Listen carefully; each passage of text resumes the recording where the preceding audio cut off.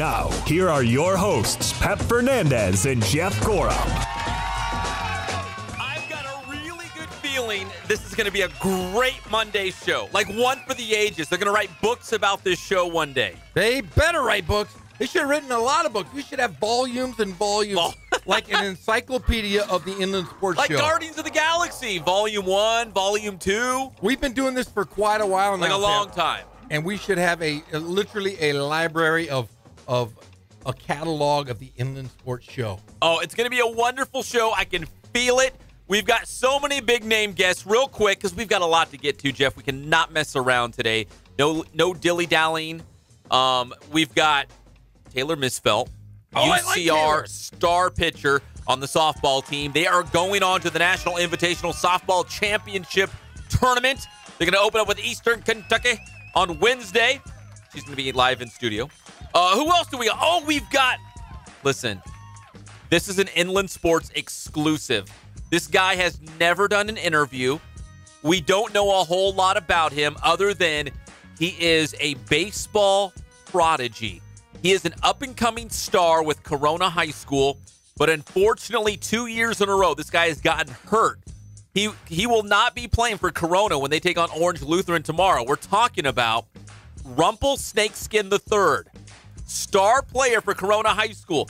Jeff, he is hurt. He will not play tomorrow, but he's going to join us live at 4 o'clock so we can get the real story from Rumple Snakeskin III at Corona High School, star baseball player. This is like beyond the music of Rumple Snakeskin III. Yeah, I mean, he's a big-time player. Last year he got hurt. He did not play at Dodger Stadium when they played for the CIF title. This year, again, I got to ask him this because I don't know exactly what happened. It sounds like he took a foul ball off his melon while sitting in the dugout. Call that just bad luck. Bad luck 2 years in a row. Hey, the Press Enterprise had his name and picture in there. He was in the PE. Holy cow, the Press Enterprise was on top of it. First he got hit in the melon, and poor Rump had to have it all over the place. Public knowledge. The Press Enterprise put it out there. So Rumple Snakeskin III will join us at 4 o'clock. At 3:30, the head boys golf coach at Santiago High School is going to join us because former Shark extraordinaire Aaron Wise won his first PGA Tour event. It came yesterday, a huge monumental day for Santiago High School golf and for the great Aaron Wise, his first of hopefully many PGA Tour wins. He won the AT&T Byron Nelson Classic, setting a new tournament record, Jeff. So Coach John Lane will join us at 3:30 coming up. He probably won a pretty good chunk of change. Yeah, I think season to date, he's close to $2 million. Get the hell out of here, Pep. Aaron Wise. $2 million? Is there still time? If I gave up this radio thing, could I get into golf, you think? Nope. It's too late? Yep. You know what I told my parents when I was in college? What?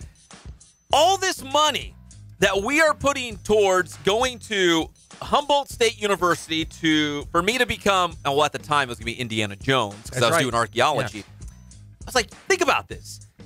All that money. Do you know how many times I could go to the bowling alley and practice bowling?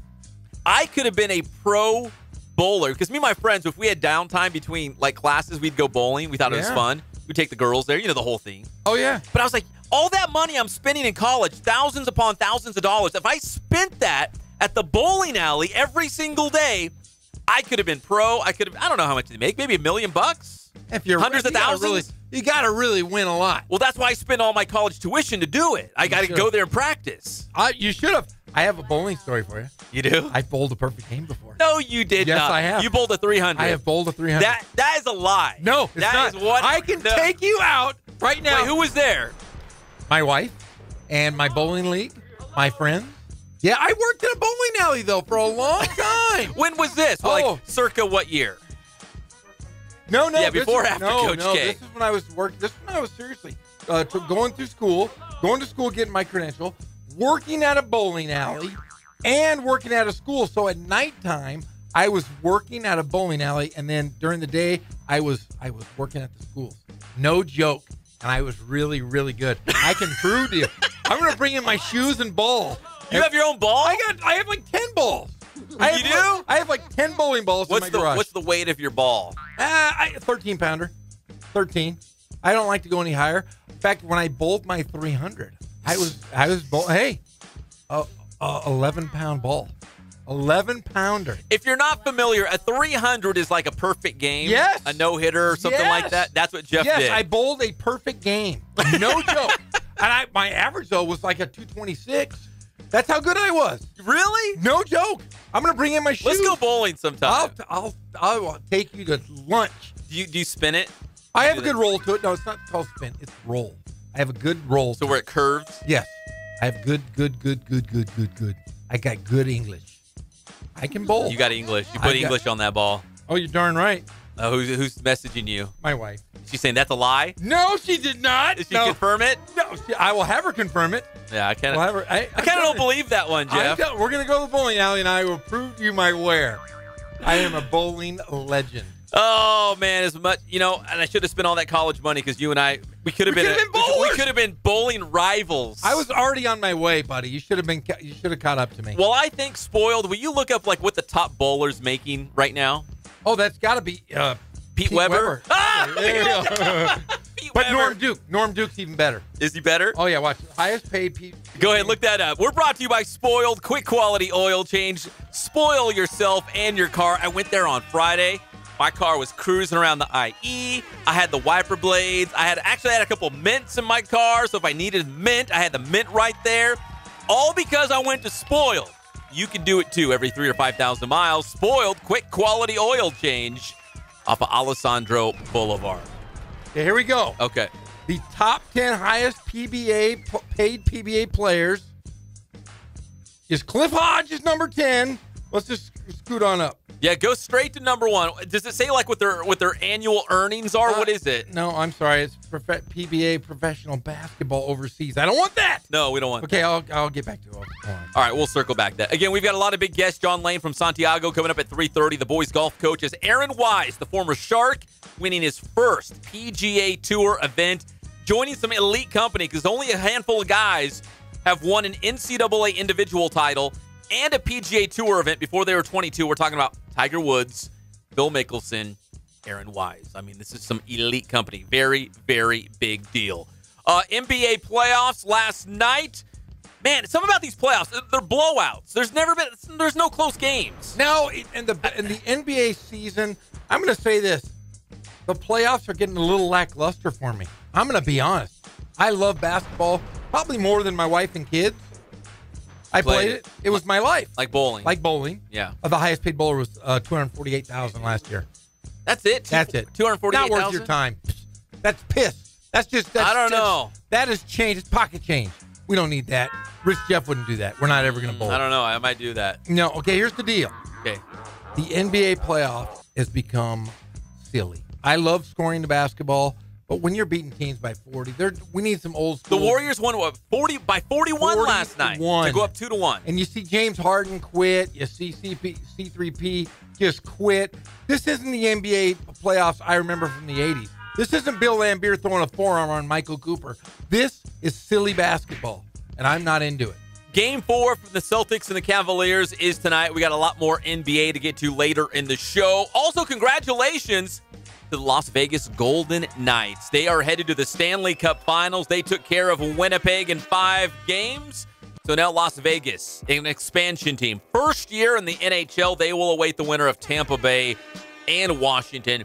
Jeff, what were they, like 500-1 shots in Vegas? It was, yeah, to win the whole thing? 500-1 shot to win. Was it to win it or go to the Stanley Cup Finals? To win it. To win it. To win it. And here's the funny thing about it. You would think Vegas, and we talked about it, we thought they were going to go broke if they do win the NHL championship.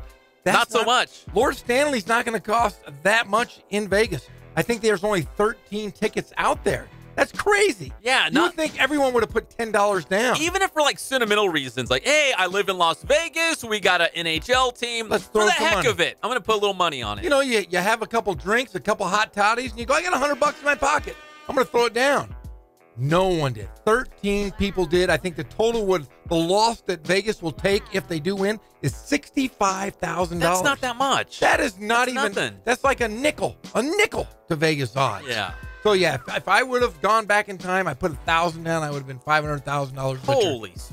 Crazy, crazy stuff. But good story though for the NHL. Very good story. In fact, I had to look it up because I'm like, when was the last time an expansion team, first year in existence from the NFL, NBA, Major League Baseball, NHL that made it their first year to the championship series? Since 1960, there was only one other team. It was the St. Louis Blues. It was a hockey team, but at the time, the NHL only had 12 teams. Did they win it? I think they did. I have to look it up. It was since 1960. So, but pre-60, I don't know. After 1960, that's what they were saying. Yeah, that's crazy. Yeah, this doesn't happen very often. No, but a good story, though. To Major League Baseball, the Halos, they snapped a 5-game skid because they sent Showtime to the mound. In fact, our guy Trent Rush put something pretty cool out because he said they call them Shohei Sundays. When Shohei Ohtani pitches on a Sunday, they're like 5-0. Shohei Ohtani, 5-2 win against the Rays. Worked into the 8th inning. He had 9 strikeouts. He's fantastic. Hey, I love this guy. He is the fastest guy to 50 strikeouts, and he did it in 7 games. He's unbelievable. That's pretty impressive for a guy that everybody was counting out going into the season. He struck out 50 batters in 7 games. Pretty impressive. And the Dodgers, well, they're back on track. Man, you guys laughed at me on Friday.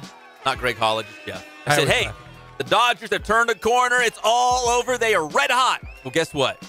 They just swept the Washington Nationals. 4 wins in a row. Everybody's happy and smiling, and they're scoring runs. And Clayton Kershaw's throwing the ball in the bullpen. He's going to be back soon. It's all good in Dodger Town. And think of it this way. They had such a horrible, horrible run there, and yet they're only 5 games out. No, because the Arizona Diamondbacks picked a really bad time to take a dump. Oh, you know what I mean? Like, they picked a really bad time. They are 1-9 in their last 10 games. I know. So you look at it, it's the Colorado Rockies are just a half game out, and everybody else is right there in the thick of things. The San Diego Padres, as bad as they are, the quadruple A Padres are only 6 games out. You know, when I first looked at the National League West, I thought this could be the most competitive in baseball because I knew Arizona was going to be there. Colorado's got enough firepower. I knew they were going to be there. The Dodgers, of course, they were going to be there. I thought San Francisco made enough upgrades in the offseason to get a lot better. I thought the National League West going into the season would be the most competitive division in all of baseball. Oh, I was kind of right. They all kind of stink. You know what I mean? Like, there's no, like, really great teams right now in the NL West, and that's why they're all kind of lumped together. It's a log jam right now. They are lumped together, and I agree with you. The Giants with McCutchen, Longoria, Crawford, Posey, and Bell. That sounds like a great roster. A great lineup. That's a great lineup, but yet they're still kind of muddling through the mud as well. Everybody in the West is. It's hard to figure out. It doesn't make any sense. Locally on the diamond, Cal Baptist University. It was a fantastic run at the Division II West Regional. Came up a little bit short. Those were some late. I was staying up late with the Lancers. I was watching all those high-scoring games, but they ultimately lost to UC San Diego on Saturday night. That's it. Division II is done. Next up, Division I for CBU after 5 straight years in the Division II playoffs in the West Regional. So it's a great run. In fact, UC San Diego and Azusa Pacific are playing right now for the West Regional Championship. The winner will move on to the College World Series for Division II. Top 8 teams in the country. I don't give a rat's ass about either one of those. I know you didn't. I was just going to bring it up because I'm like, you know what? Jeff doesn't care. He doesn't care who's playing, doesn't know when it's at, where it's at. He doesn't care. As long as Cal Baptist, I don't care. But I'll say this, UC San Diego also making that big jump to the Division I level as well. They're going to be entering the Big West. The Big West. So UC Riverside will be seeing UC San Diego, and apparently they're really good at baseball. UC San Diego went all the way to the Division II National Championship game last year. They didn't win it, but they made it. Hey, their entire athletic program, their basketball team is really good. They've built a brand new practice facility. They're building an arena at UC San Diego. They're doing things the right way, a lot like Cal Baptist. All right, another quick inland sports note from Cal Baptist University. Hey, congratulations going out to the CBU women's golf team. They finished up on Saturday afternoon. Jeff, they are runners-up in the entire nation in Division II. The University of Indianapolis ran away with the national championship, but CBU, in their first ever trip to the national championship tournament, they finished in second place. Coach Machado shaved off his beard. He's got a little baby face holding up the trophy. If you're watching us live right now on the channel, they look great. fantastic final day on Saturday. Congratulations to the CBU women's golf team. They were 5th place going in on Friday, so a good jump to get up there. A fantastic day on Saturday, and that was certainly the difference. The CBU men's golf team, they're at their national championships in Alabama. They teed off today. We'll have an update later in the show. And finally, UCR softball. We mentioned that Tayler Misfeldt, the star pitcher, the ace of the Highlanders, she's going to join us live at 5 o'clock. They are going to the National Invitational Softball Championships.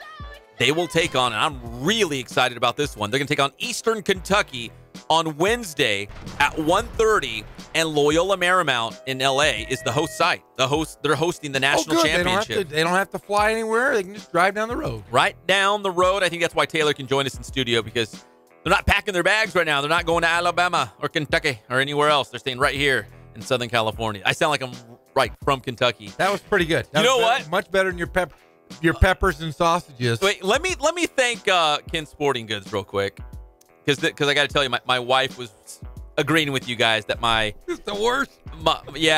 My Chicago accent is the worst. It's brought to you by Ken Sporting Goods. More than 40 years in the Inland Empire, bringing you all of your sporting gear needs and Letterman's jackets. They can do team sales as well, so no orders too large. They can hook it up for your team or your company with embroidery, screen printing. They do it all. We love you, Ken's. Ken Sporting Goods in Horsetown, USA, Norco, California. So, real quick, we got to wrap this segment up, Jeff, but last night I texted you a picture. You did. Said, hey, guess what we're having for dinner in the Fernandez house? Sausages and peppers. Sausages and peppers. So all I did all weekend, I watched the Cubs. I watched the White Sox. I ate sausages and peppers just so I could feel like I was from Chicago. And I think I really nailed it now. You might have nailed it with the peppers and sausages, but the thing is you didn't, is that bread looked really flat. Yeah, it was just a normal hamburger, hot dog bun. But I was concerned because was there any gluten in it? Lots of gluten. Oh, it was a real one. It was a real live hot dog bun. Okay, good, because I was looking at it and I'm like, oh, that ruined it with the gluten. No, it was a real one. Well, good for you. I'm proud of you. I sneak a couple in there. Good for you. All right, we come back here on the Inland Sports Show. We've got the head coach of the Santiago golf team, John Lane, talking about Aaron Wise winning big time on the PGA Tour yesterday at the Byron Nelson. We'll be back. It's the one and only Inland Sports Show on Fox Sports IE, 1350 AM.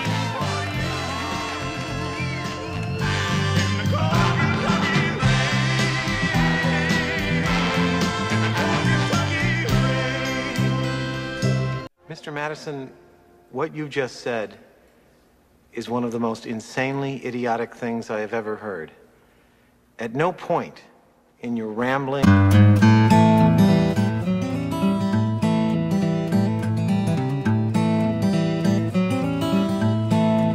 We focus on the customer here.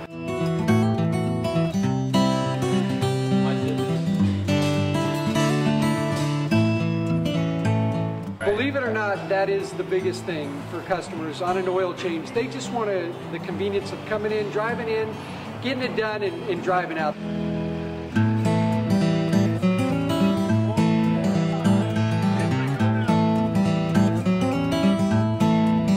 We just greet them, get them going, and they're done in about 10 minutes or so.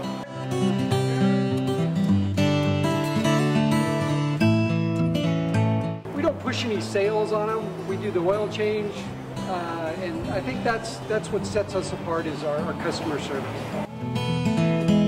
Vacuumed and cleaned your windshield for you as well. Everything's looking pretty good. You come into us one time, believe me, we'll spoil you and you'll be ready to come back the next time.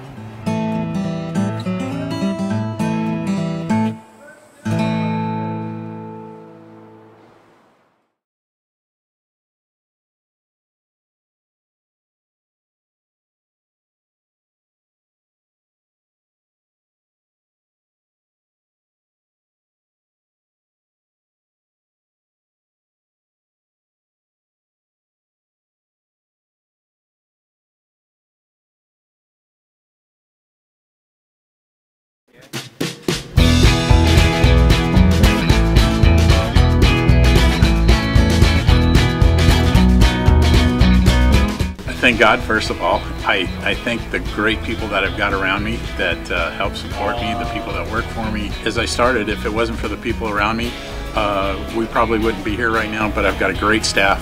I've got great people that do stuff for us outside the store, and we've been very, very fortunate.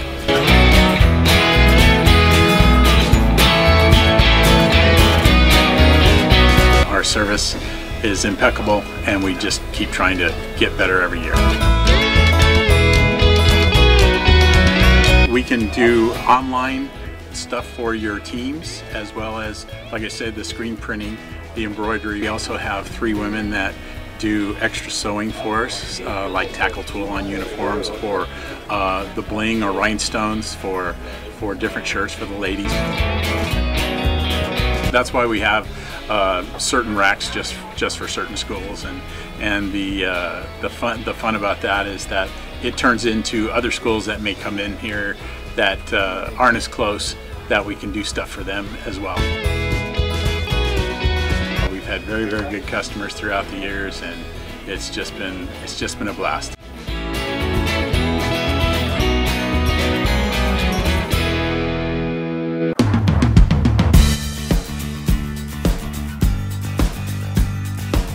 We're a small family-owned, strive for quality pre-owned vehicles. We're not a volume dealer, and we take every deal as personal to us.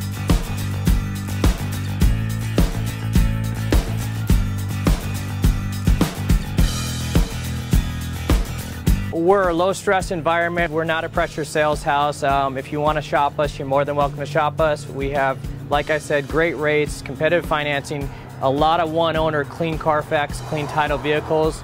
As you see, we have Carfax everywhere. That's most important to us, to educate our customers before they make a purchase.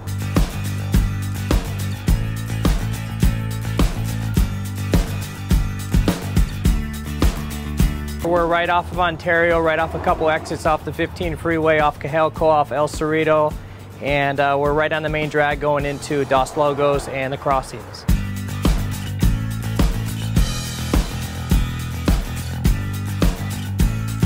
We have great financing, we have great lenders that we're using. We do buy, sell, trade, cash for your car. Whatever we need to do to help accommodate the customer, that's what we're here for.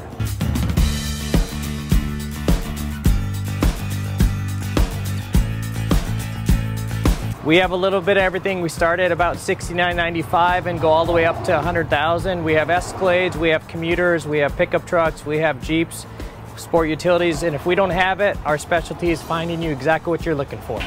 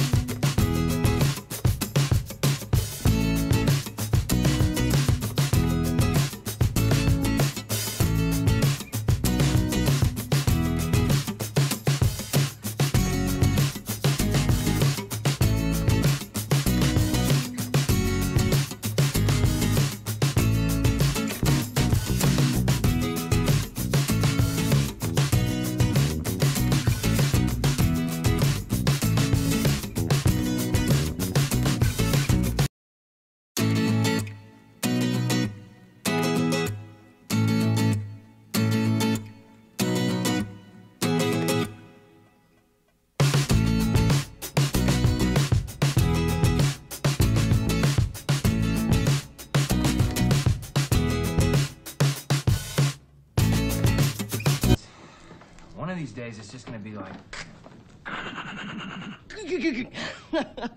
So can I get you gentlemen something more to drink, or maybe something to nibble on? Some pizza shooters, shrimp poppers, or extreme fajitas? Just coffee. Okay. Sounds like a case of the Mondays. We're back to the Inland Sports Show. Here are your hosts, Pep Fernandez and Jeff Gorham. Yeah. And welcome back to the Inland Sports Show on Fox Sports IE, 1350 AM. This segment's brought to you by our good friends at Boost Performance Training with Coach Ray Bass. Check out all the cool things they're doing out there. Follow them on Instagram and Twitter. Athletes of all levels and all sports. They're checking out Boost Performance Training in Corona with Coach Ray Bass. Now, we had a lot of special moments over the weekend. One of the biggest certainly was the play of Aaron Wise from Santiago. So join us here on the Inland Sports Show on Fox Sports IE, 1350 AM. The head coach of the Sharks. So happy to have him on the show, John Lane. Coach Lane, how are you today? Hey, good afternoon. How's it going? Man, we are doing fantastic. And let me ask you this. Aaron Wise, we saw him locally at the high school level. He was fantastic. He won an NCAA individual title with the Oregon Ducks. Like, we saw the writing on the wall. This guy was going to be special. Are you surprised, Coach, at all how quickly success has come to Aaron Wise? He's only 21, and he already has a PGA Tour event under his belt. No, I'm not. I started coming his freshman year. His freshman year at Santiago, that is. Yeah, you know, he was so good at every single level, from high school to college, and also those minor league, tours that they have for golf. Now he's in the PGA, of course. He's winning. He's making a ton of money. He's got himself a great life. Coach, what was it about Aaron Wise in high school that kind of maybe set him apart from other golfers that you've coached or he went up against? I mean, because obviously you've seen and played a lot of golf in your day. What was it about Aaron Wise that made him such a unique and special golfer? Yeah, unique and special is right. Very different, and that's what you want to know about. First of all, Aaron was an exemplary human being, first and foremost, and a fantastic student, 4.0 plus type student. So Aaron was a student of the game of golf as much as he was naturally gifted at the game. I've never seen a golfer work harder than Aaron. Any golfer that I've been around, that I've coached, or that I've seen in other programs. The only other kid that I was around very much, and that's because I'm also from Marietta, was Ricky Fowler. And Aaron had the same work ethic that Ricky does. And Aaron was also on my best golf team I've ever in 2011 as a freshman, but he also had a very weak team around him his junior and senior year, and he was a leader by example. He loved his teammates no matter how good or bad they struck the ball. He was a teacher. He taught all his teammates how to play better, and he was a great kid to be around all the time.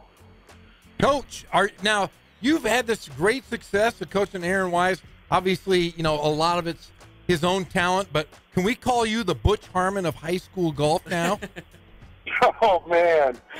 No, not even. I mean, I am more than a band driver. I do teach the swing. I do manage their games, course management, all that stuff. But, yeah, Butch Harmon, I'm not. Hey, Coach, how did you watch the tournament? Are you one of those guys that you knew Aaron was in the hunt, he was in contention, so you were glued to every single shot? I mean, were you able to watch the game yesterday or even all 4 rounds? Well, Thursday I was up in Santa Barbara for the current playoff round of CIF individuals with one of my players up there, and his dad and I were walking the course, and we were paying attention online from his cell phone, and immediately knew he was in contention. And then Friday I got back home and thought a half day, and then I watched all of the tournament on Friday, all the tournament Saturday, all the tournament on Sunday. So I'm also in the band, and I had to monitor the last 4 holes via cell phone songs.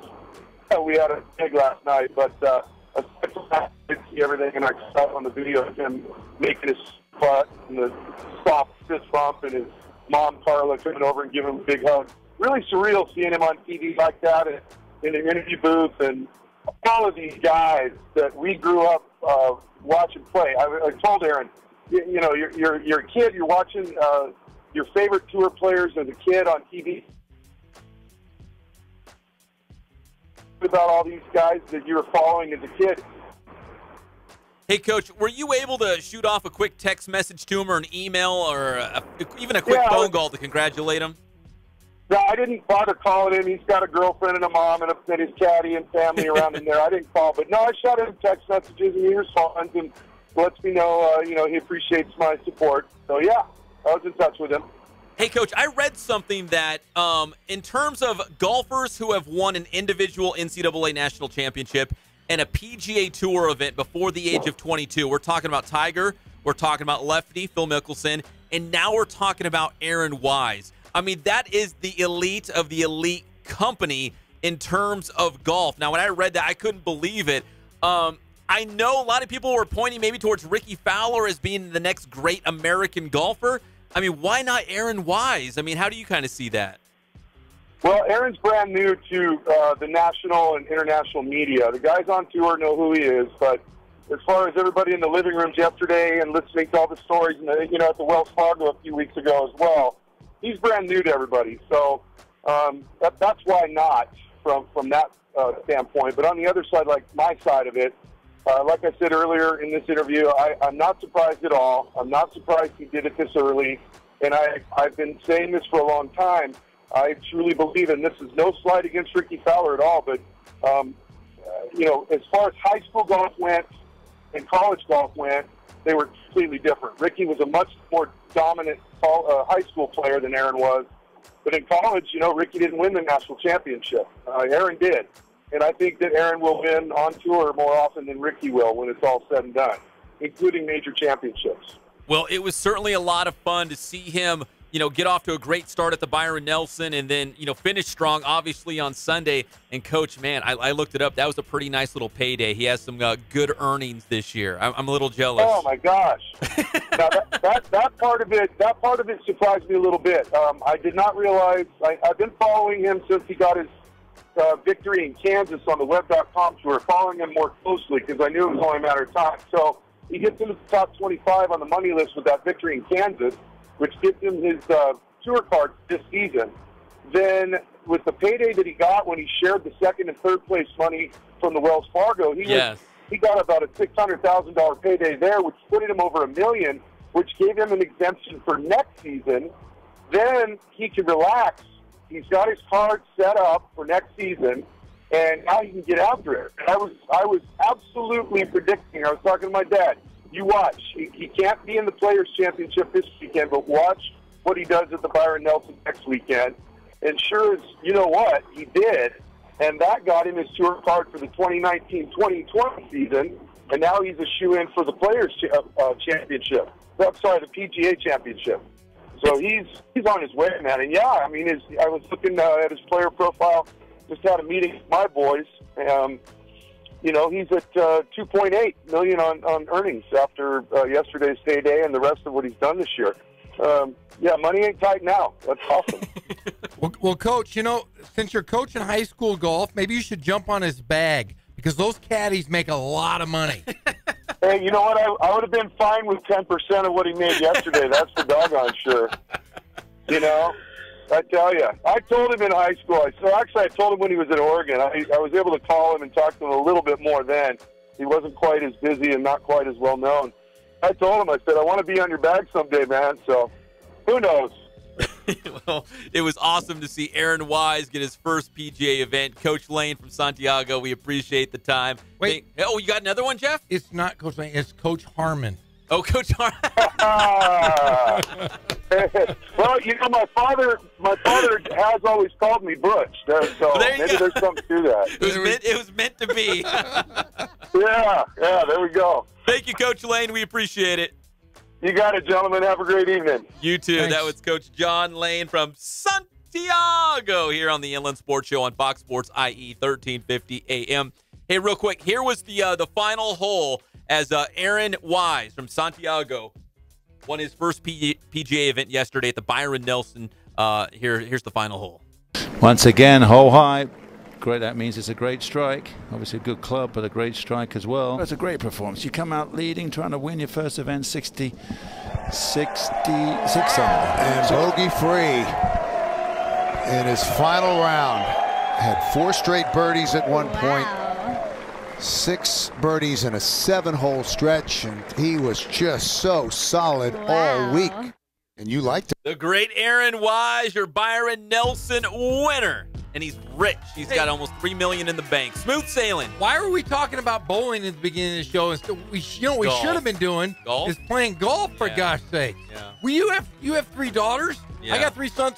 Let's just get them on the golf course. Let's just homeschool them, and then you and I take them out golfing every single day. So what did he pocket yesterday? How many million? $1.4 million. So 10% of that, if Coach Lane was on his bag, if he was the caddy, it was what, $140,000? Yes, it would be. for being the caddy for a tournament, man, that would be the life. Hey, quick update: CBU men's golf at the national championships in Alabama. Currently, the Lancers they're currently alone in 15th place at 14 over par. They are still on the course. Number 1 is Indianapolis at 7 under. Are they just really good at golf? Cheaters. The women won the national championship. Cheaters. Now Indianapolis in the lead for the men as well. Yeah, they probably got all California kids. They must. I don't think of Indianapolis as a hotbed for golf. No, it doesn't make any sense. Bunch of cheaters. All right, when we come back, I'm going to tell you about my least favorite NBA basketball player of all time. And no, it's not Kobe Bryant. It's a different guy. What? It's a different guy. I can't wait to hear it. We're going to talk more NBA and NBA playoffs. When we come back, it's your favorite show, the Inland Sports Show on Fox Sports IE, 1350 AM.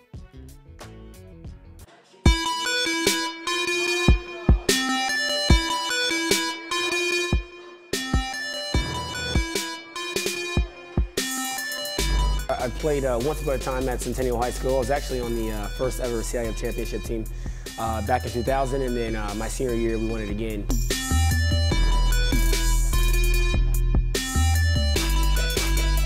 I'd say that's my passion because I've done it. I know exactly where these athletes are at. I know what their mindset is right now. I know how hard it is to, number one, find a performance coach who can take you to the next level.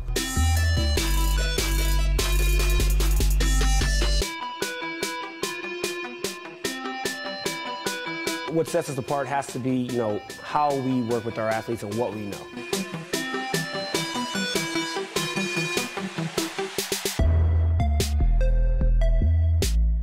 We can take an athlete and help them reach their athletic potential, help them, prevent injuries, help get them stronger.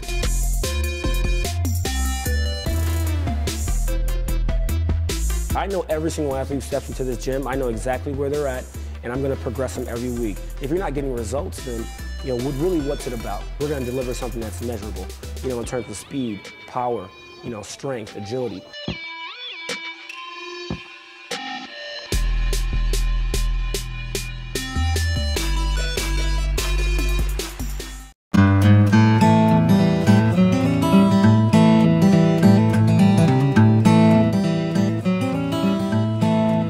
We focus on the customer here.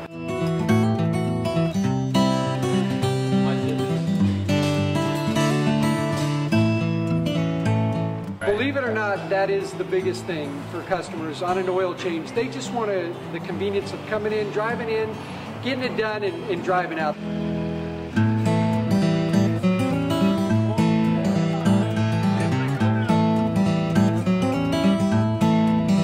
We just greet them, get them going, and they're done in about 10 minutes or so.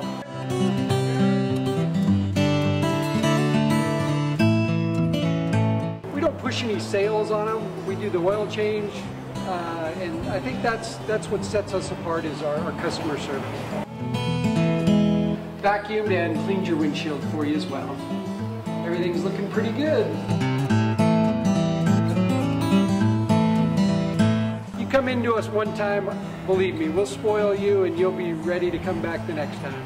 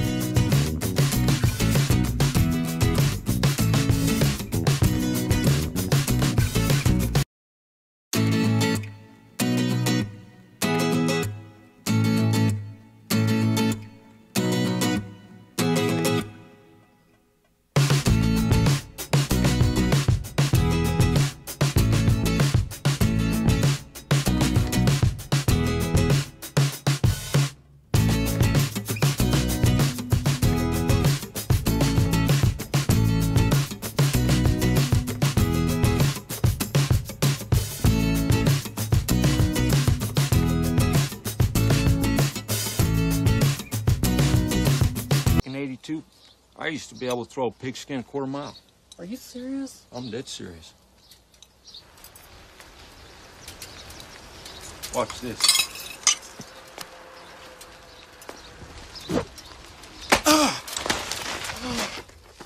What the heck are you doing? That's what I'm talking about.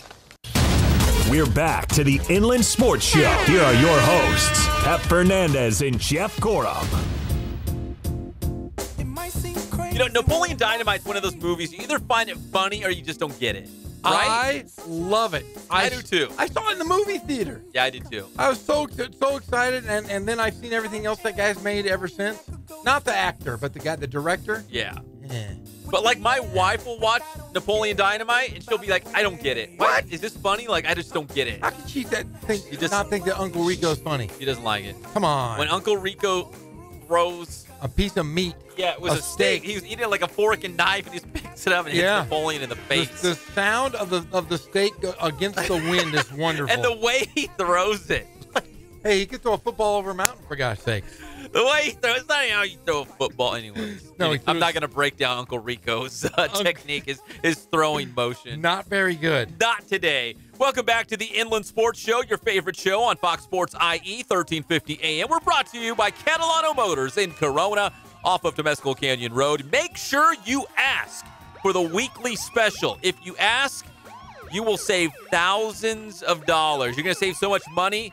You're going to say, hey, put me in the back of that squad car, take me in. It's almost like stealing money. You're going to save thousands, but you got to ask for the weekly special only at Catalano Motors in Corona, off of Temescal Canyon Road, CatalanoCars.com. So, Jeff. Yes. I have a new least favorite player in the NBA. It was always Kobe Bryant. How can he surpass you? It was Kobe for a long, long time. How can he surpass And Robert him? Horry.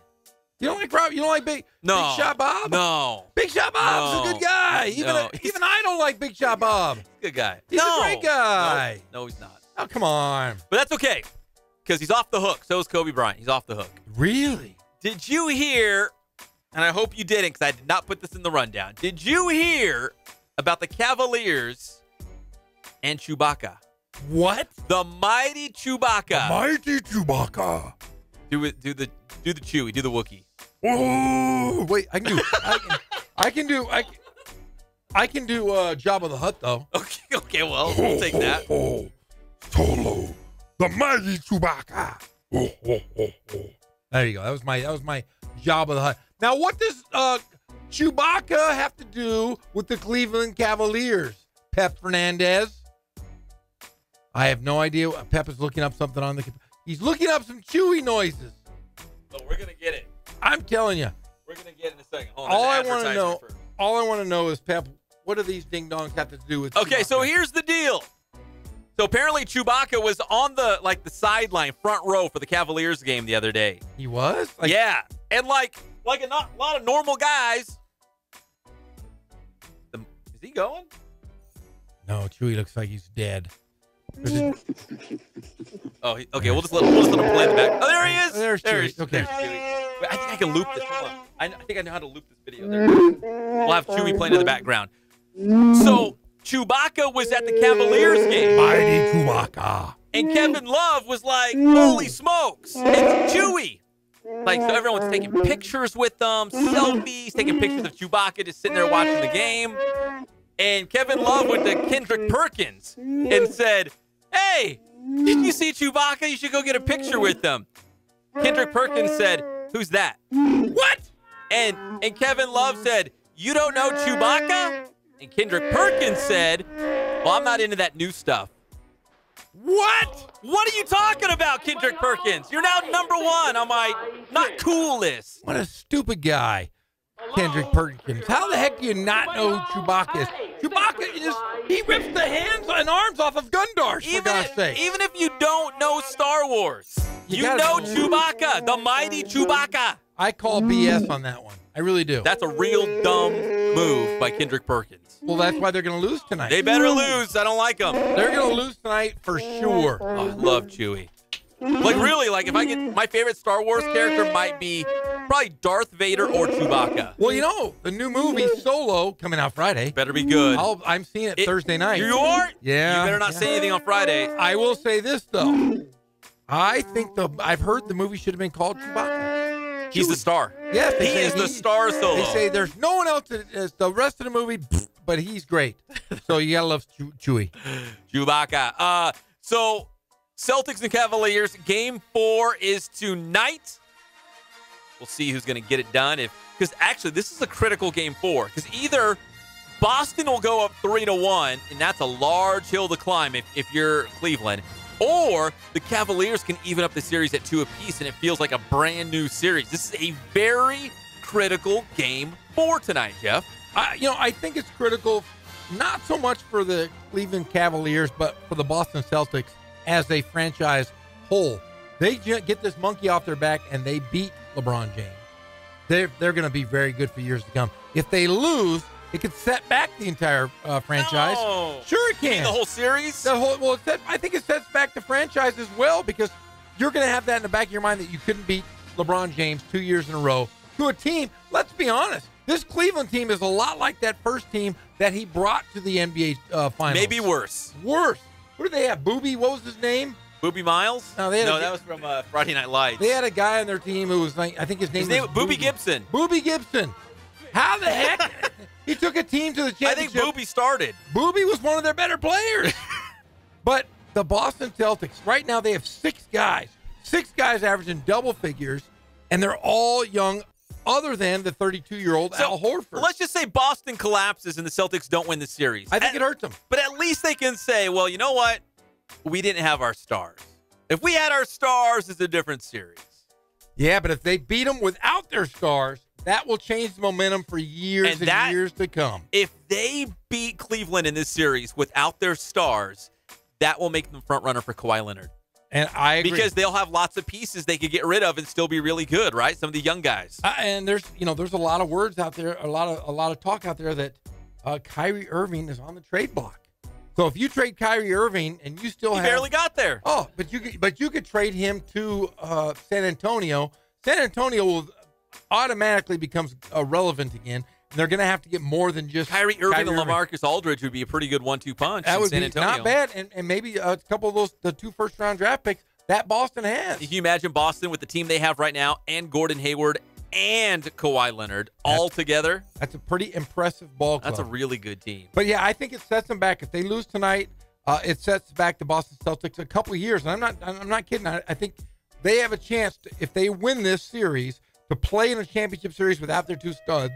Next year, when they get everybody healthy, they'll have the confidence, and I think they have a shot to dethrone Golden State maybe a year from now. They lose, they're just going to set them back a couple of years. In the West, Golden State's up on Houston by 2-1 in the series. They won big Game 3 last night. 126-85, a blowout. Steph Curry, remember they were talking about Steph Curry getting bottled up the first 2 games? Yes. That went out the window. Yes. So. All of the planets have aligned. Steph Curry's hitting. Everybody's. I honestly, I don't see this going beyond really the next 2 games. I think they win it. They go up 3-1. It's over. It's over. All right, we come back. Our exclusive interview with Rumple Snakeskin III. His first ever interview, the story of Rumple, when we come back on your favorite show, the Inland Sports Show on Fox Sports IE, 1350 AM.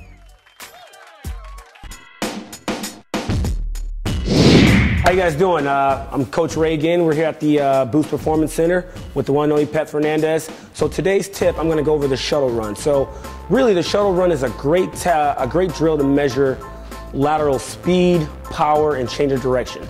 So we're going to go over that today, and it's a drill that can benefit really, again, any type of field sport, whether you're a basketball player, football, volleyball, soccer. If you got to change directions, you got to be quick. Shuttle runs for you. Okay, so Jacob's going to demonstrate the shuttle run here. We're going to start off with the stance. So he's going to have his feet about hip width. Now, this is really important because a lot of times you get guys who will try to shift their stance. You got to split the line evenly, and you want to make sure your toes are forward. You want to make sure your feet are right underneath your hips, all right? So he's going to have his feet forward and underneath their hips. All right, now, when I say set, he's going to drop down very quickly. Whatever hand is down is the direction that you have to go. So he's going to go to his left first, so he's got to have his left hand down. Now, his right hand is going to be right here. All right, it's going to be right in front of his body. His elbow's going to be flexed, hand's going to be right under his chin. All right, so when I say he's going to drop down really fast, all right, he's going to put his hand down, left hand down on top of the line, right hand at his underneath his chin. Ready, set. All right, relax. All right, so that's the stance there. We don't want to hold the stance any longer than about 3 seconds. All right, so we want to be in and out. All right, now let's talk about the first touch. Once he leaves, all right, his first movement, that timer is going to start. He's going to give me a nice lateral run coming out. So he's not going to turn his head and turn his body to run. He's going to lateral run coming out. And then we make our first touch. He's going to do what's called a wedge cut. It's a double foot cut, and he's going to touch right outside of his feet here. So he's going to touch the line with his left hands. He's going to do a wedge cut, a double foot cut. He's going to have a nice angle at the shins. He's going to touch right outside of the foot. So now I'm heading back in the direction I want to go. All right, that angle is really important. So we're getting a nice wedge cut here, left hand touch. We'll wedge cut it here with the right, and then we'll sprint through for the finish. 5, 10, 5. Here we go. You ready, Jacob? So he's going to go on me. Set. Go. Get back. Finish right in the middle. Good, right there. Now, typically, you want to finish with your head down. All right, you want to maintain that forward lean. There you have it. Shuttle run.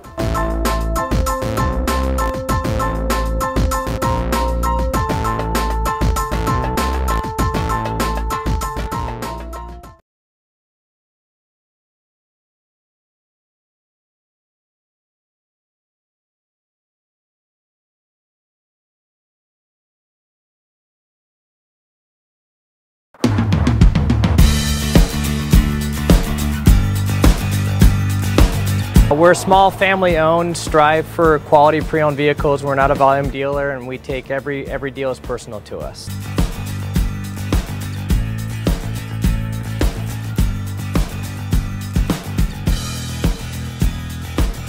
We're a low-stress environment. We're not a pressure sales house. If you want to shop us, you're more than welcome to shop us. We have, like I said, great rates, competitive financing, a lot of one-owner, clean Carfax, clean title vehicles. As you see, we have Carfax everywhere. That's most important to us, to educate our customers before they make a purchase.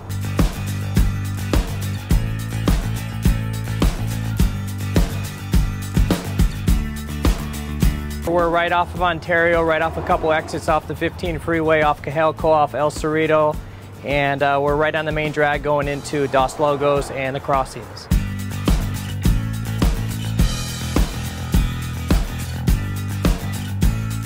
We have great financing, we have great lenders that we're using. We do buy, sell, trade, cash for your car. Whatever we need to do to help accommodate the customer, that's what we're here for.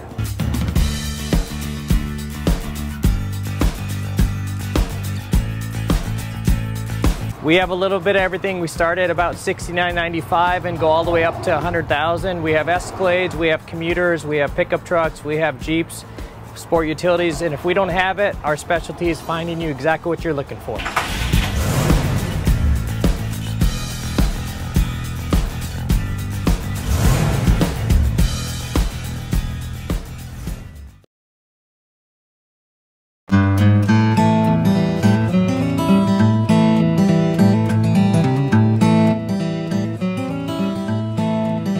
Focus on the customer here.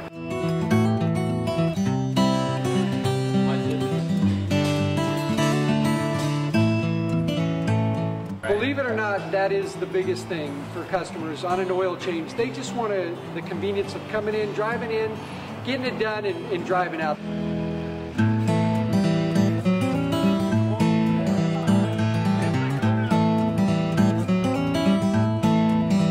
Just greet them, get them going, and they're done in about 10 minutes or so.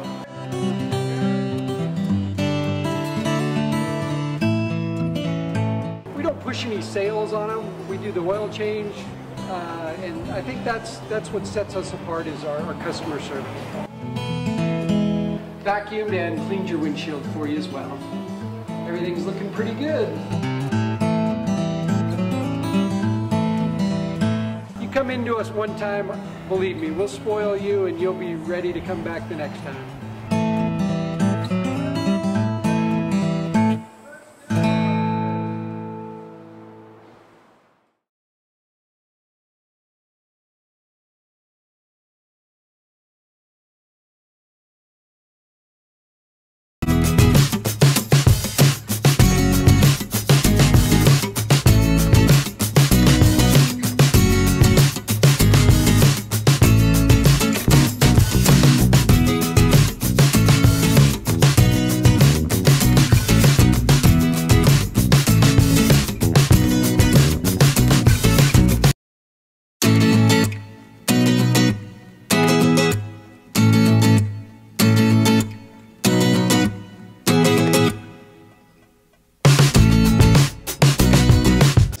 cookie an hour before we're doing the no pants dance. Time to musk up. Wow. Never ceases to amaze me. What cologne are you gonna go with? London Gentleman or... Wait. No. Hold on. Blackbeard's Delight. No. She gets a special cologne. It's called Sex Panther by Odeon. It's illegal in 9 countries. We're back to the Inland Sports Show. Here are your hosts, Pep Fernandez and Jeff Gorham. And welcome back to the Inland Sports Show on Fox Sports IE 1350 AM. This segment is brought to you by our friends at Spoiled Quick Quality Oil Change. Spoil yourself, spoil your car every 3,000 or 5,000 miles. Join us live on the show, a guy that we've been chasing for a long, long time, Jeff. We finally got him. Oh, he's famous. Rumple Snakeskin III, a rising baseball star at Corona High School, but for the second year in a row, not playing in the playoffs. He's injured again. Hey, Rumple, how are you today? I'm doing good. How about you? Man, we are doing fantastic. Listen, I just want to say, Jeff and I here on the Inland Sports Show on Fox Sports IE 1350 AM, we're big fans. Now, I know you burst onto the scene last year as a true freshman at Corona High School. You got a little injured. You got banged up at the end of last year. You were not able to play in that championship game at Dodger Stadium. So injury last year and an injury this year. What happened this year that knocked you out of the playoffs? Towards the beginning of the season, I was struggling with a lower back injury. I was swinging a little bit too hard. And then last Friday, I got dosed in the forehead a little bit too hard. Man, it's rough being Rumple, it sounds like. Oh, yeah, it's really rough. Hey, so Rumple Snakeskin III, again, only a sophomore at Corona High School, a real gamer, but again, he didn't play last year in the championship game. He got hurt. You got hurt again this year. So Rumple, what was so special about this year's Corona High School team that you guys are still alive in the Division I playoffs? What really brought this team together? Well, Coach Wise has done a great job coaching us, and we'll just keep doing the same thing we do every game, and then just take it game by game, and that's how we get it going. Rumple, I have a couple questions here for you. You know, you've come out of nowhere. The people are talking about you. You've been in the papers. You've been in the press. Yeah, he was in the Press Enterprise. He was in the. Yeah, we saw a picture. His face was a little obscure. He took one to the melon. Took one to the head. But I want to know a little bit about your background. Where did the name come from? Where did Rumple Snakeskin III? What is that name from? All right, so Snakeskin Sr., which is my grandpa, he was adopted into the Lumbia tribe, and then that counted down to my dad, and it just counted down to me, so we'll just keep it going in the generation. So when you have kids one day, and I assume you will, yeah. Will it be Rumple the Fourth? Oh, yeah, you betcha. So do you like that name? Like when you go around Corona High School, the guy's giving you high fives and saying, hey, what's up, Rumple? Like, does everyone know Rumple Snakeskin? Everybody knows me at Corona High. Now, Rumple, when you go up and you're ready to go up and bat, do you have a walk-up music? What's your favorite walk-up music? I went by White Snake. White Snake, yeah, because your name's Snakeskin, so naturally it'd have to be like White Snake. Yeah, anything would probably be my favorite song. So, like, when you go places, do they call you, like, Mr. Snakeskin, or is it just Rumple? Because you're still a young guy. Yeah, usually it's just Rumple the Third. Rumple the Third. What did you think when you got to Dodger Stadium last year, and there was a big sign on the board out there in center field, and it said, wishing Rumple Snakeskin III a speedy recovery? Like, was that really heartfelt? Did you feel good that even though you couldn't play in the game, the team and Coach Wise, everyone was thinking about you? Yeah, I felt good that I got to see my name up there, but I really wish I could have helped the team instead of just sit there and watch. I tried to support as best as I could, but I know it'd be better to go out there and contribute myself. Now, Rump, I don't have the roster in front of me right now, but I believe on Max Preps you're listed at like 5'3". I don't know if it was like 130 pounds. So you're slight in stature. You're a little guy. How do you make up for it on the baseball diamond, being such a little guy out there? Well, lately, I went to the doctor recently for my head injury last week, and I was measured as 5'4", 120. So, and I've been hitting the weight room a lot, and that's just how I've been getting bigger. Now, I know Andy Wise, he's one of the best baseball coaches around, one of our favorites. How has he made Rumple Snakeskin III a better player this year? He just taught me a lot about the game, gave me a good mindset on what to do on the field, and he's just taught me what to do good in the weight room. Hey, Rump, is there a current major leaguer that you would compare yourself to? Because, I mean, size-wise, I would think of, like, Jose Altuve of the Houston Astros. But is there a guy out there you're like, you know what, I'd like to be him someday? Even though I'm small, I say Aaron Judge is my favorite because I still have the same amount of pop as he does. Are you a home run hitter, Rump? What's that? Are you a home run hitter? Like, if I said, hey, what kind of hitter is Rumple Snakeskin III, would you say he's a home run hitter? I mean, like, are you a power guy? Oh, yeah, it's definitely a home run, if not a double or a triple. Well, hey, Rump, hey, but when you get off this, when we get off this phone call here in a minute, feel free to give me a call back. I have 3 letters for you. H. Okay. H. G. H. And I have this phone number as to Balco Industries. No, I do. And I will get you the clear and the cream. He doesn't need it though. He's already a power hitter. No, I'm gonna bulk. You're gonna be 6'5" by the time you're a junior, buddy. He's gonna look like Aaron Judge. Yes. He's gonna look. Yeah, very Bonstein style. You're gonna have the biggest head in the Inland Empire. Huge. Oh yeah. It was probably already swollen because he took a ball off the dome, so he's probably already got a swollen head. Hey, Rumple. Yeah, I've been compressed the past couple of days. I've been knowing it's really been going on the past couple of days, but I got a pretty good dose to the head. Hey, Rumple, so Corona, obviously you guys have a big game tomorrow against, was it Orange Lutheran? Yep. Yeah, I don't want to put you on the spot because I know you're having a hard time, with the concussion, making sense in your brain right now. But, going forward into the playoffs, what's the best thing, because you can't play now, what's the best thing you can do to kind of cheer on this team and support your teammates? I'd say to keep supporting my team and to keep being loud in the dugout and pick people up when they're down and just keep doing that. Well, Rumple, I got to be honest. I thought I'd never see the day when we would have Rumple Snakeskin III on the show. Again, we're big fans, and then when we saw your picture in the press enterprise, we couldn't believe it, and we thought, you know what? They scooped us, but we're going to get Rumple on the show today anyway. So, I appreciate you having me. Hey, H-G-H. Hey, Rumple, tell the rest of the guys good luck tomorrow against Orange Lutheran, man. Let's get another win for the Panthers. Thank you. All right, thanks, Rump. Thank you. I'll see you at 10. You got it. That's Rumple Snakeskin III. The Lumbee tribe of Indians? The Lumbee tribe. I'm not familiar with them. I'm not saying it's not real, but I'm just saying I'll have to look them up. No. They're from very deep in Arkansas. Very, very, they're part of the Azores. No, that's the Ozarks. I'm sorry. The Ozarks. The Ozarks. They're from the Ozarks. He's all right. He's all right. They might be from there, too. Yeah. I don't know. No, they're back. The Ozarks. Very, very big. They're a very small tribe. Small but proud people. Yeah, their mascot. Everybody has like a eagle or a big grizzly bear. Yeah, what's the Lumbee Indian mascot?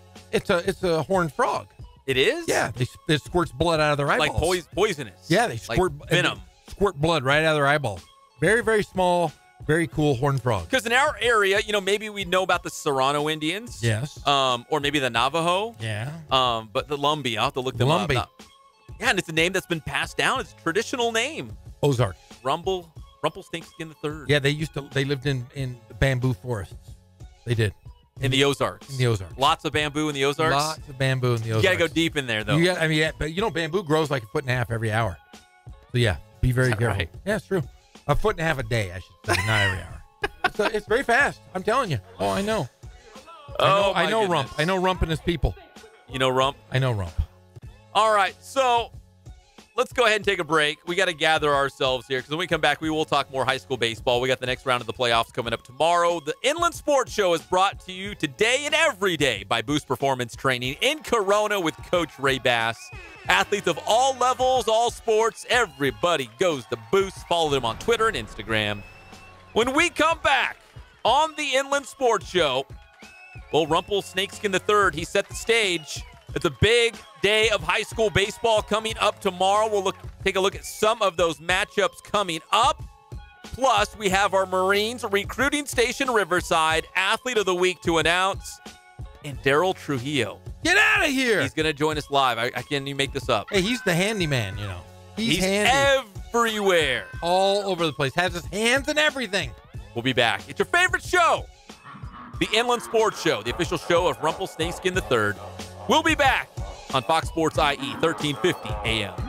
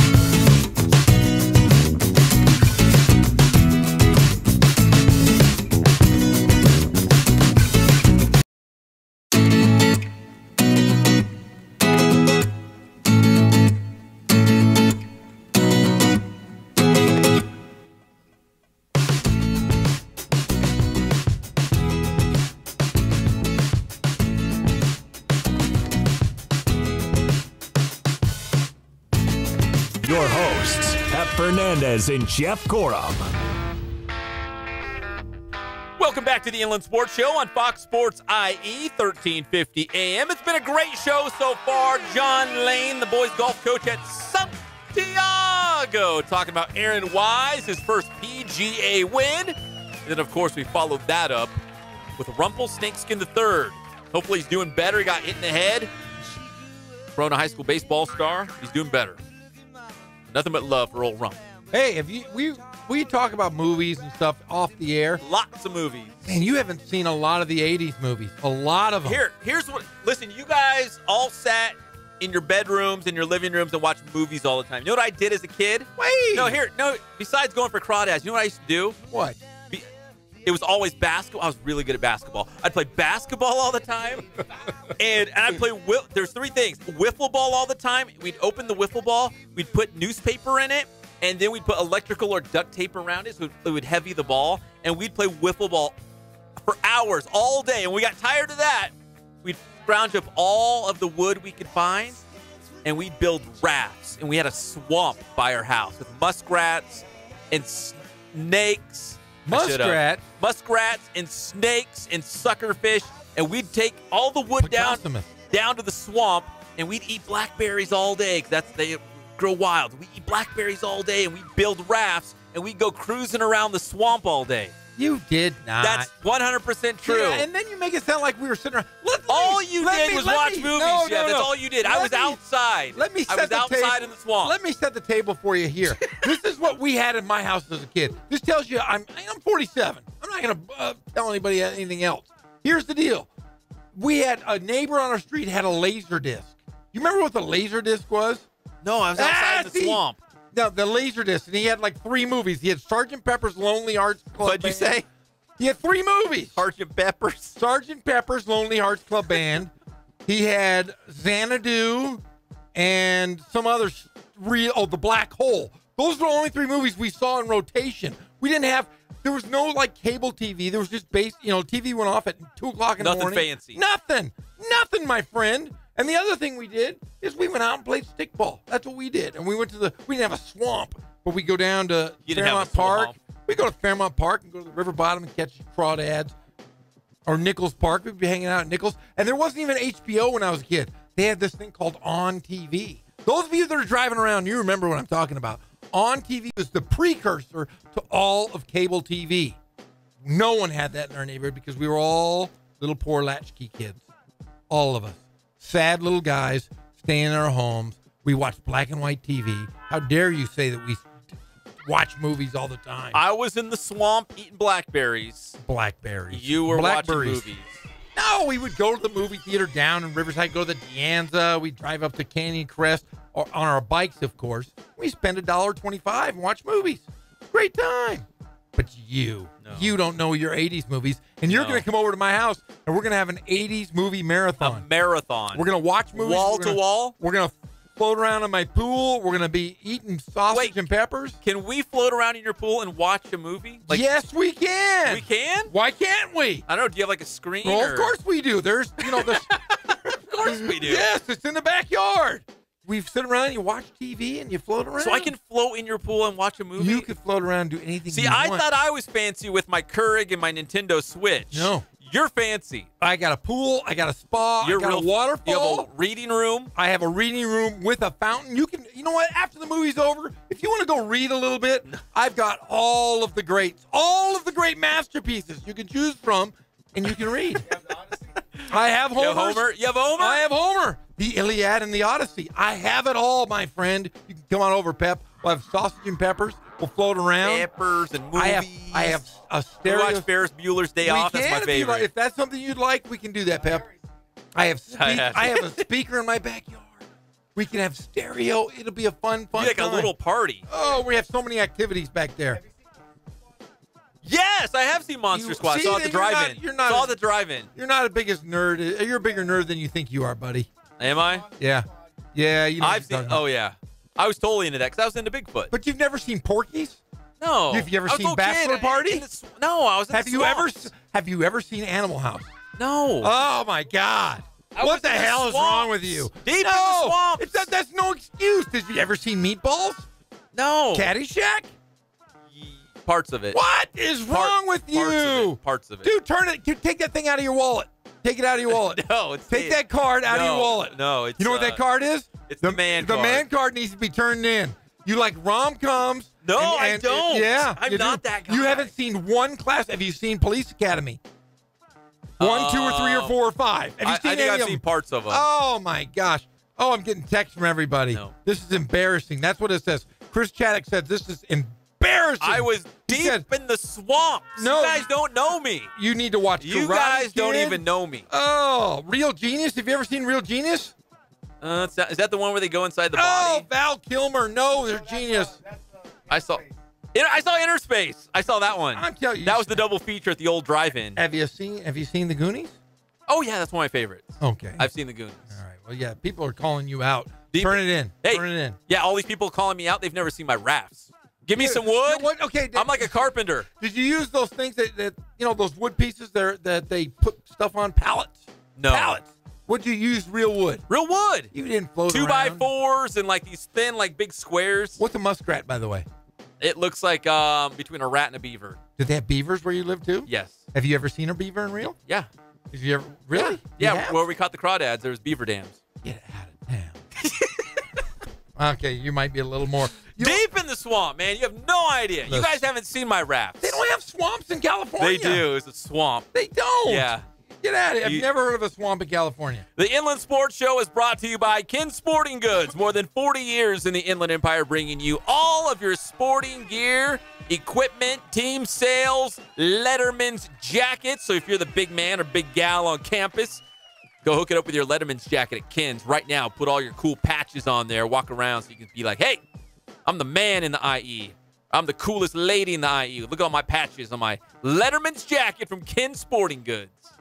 If there was a raft building patch for like all CIF, that would be on my Letterman's jacket. Come on. You guys have not seen my rafts. Well, we live near like a big empty field.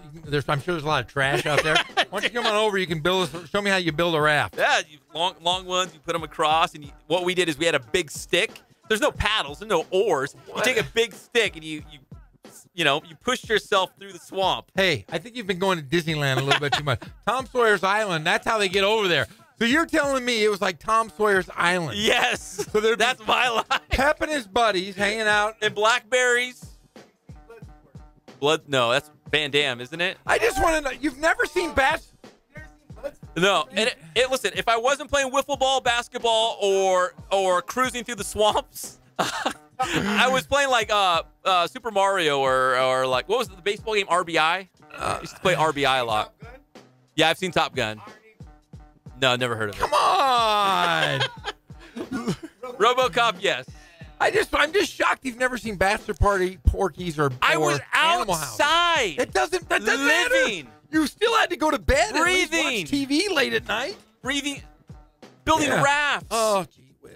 Let's ask this guy. All right, let's ask him. Let's go to the spoiled, quick quality oil change celebrity hotline. Celebrity? Hey, he's a correspondent. He's all over the place. Everybody knows this guy. It's Derryl Trujillo. Derryl, what's cracking? Hello. Derryl. Clarice. Tomorrow? Hello. Hey, Derryl, how's it going? Not too bad, you guys. I'm just enjoying a Monday off, getting ready for softball tomorrow. Hey, Derryl, Jeff's got... We'll get to softball in a second because we'll touch on it. But Jeff's got some very big questions for us. I guarantee you Derryl has seen these movies. Ready, Derryl? Have you ever seen the movie Bachelor Party? No. Oh! Have you ever seen Porky's? No. Oh! Derryl and I are the same guy. I'm trying to go. Okay. Have you ever seen Animal House? No. Oh, you guys are the same dude. We're the same guy. You and Pep. Hey, have you ever built a swamp? Have you ever built a swamp raft?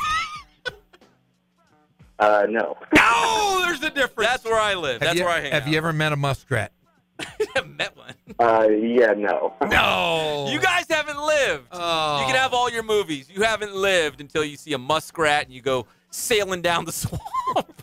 That's a true story. Whatever. That's a true story. Oh, there. Yeah, Derryl, you've seen Star Wars, right?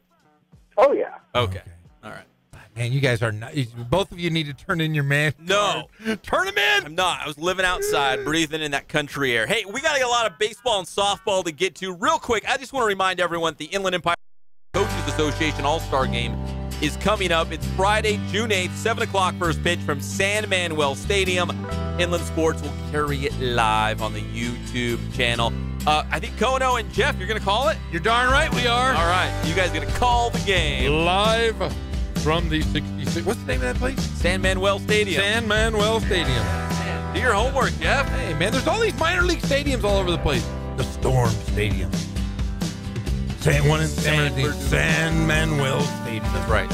Friday, June 8th, mark your calendars. We'll have it live. The best of the best in Riverside and San Bernardino County. Taking the field one last time in the Inland Empire All-Star Game. Right now, we want to announce, that's why we're bringing Derryl on. We have our Marines Recruiting Station Riverside Athlete of the Week to announce. It's none other than Murrieta Mesa softball superstar, Autumn Peace. Oh, she was fantastic against Santiago. A complete game. She struck out 13 as the Rams made their maiden voyage in the CIF Southern Section Division I playoff. They are the defending D3 champs, but now they're in Division I, and they're still winning. And they beat Santiago 5-1. And Autumn Peace inside the circle was fantastic, and that's why she is the Marines Recruiting Station Riverside Athlete of the Week. And guess who was there in that big game against the Sharks? It was Derryl Trujillo. Derryl, how awesome was Autumn in that game? She was great. She had two ending double plays in the first 2 innings. Really wasn't seriously threatened until the 7th when the Sharks got a run on her late. But even by that point, that run was kind of meaningless, and it was 5-0 at that point. Well, you know, Murrieta Mesa really burst onto the scene last year, winning that CIF Southern Section Championship. But that was Division III.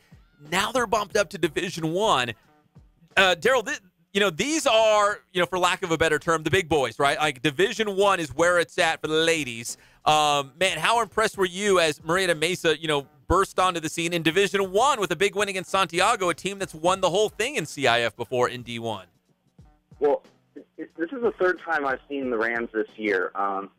And seemingly they've gotten better each time I've seen them. They can win in different ways. They can win in a 3-0 low-scoring affair. They blew out Marietta Valley 13-3 one time, and then this was kind of in the middle, 5-1.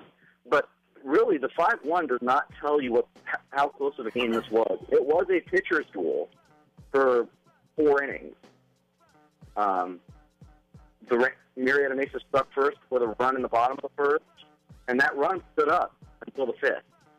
Yeah, Murrieta Mesa, it's exciting to see them enjoying a lot of success this year on the softball diamond. Of course, also in Division I, we got Norco. They're going to play Santa Margarita tomorrow.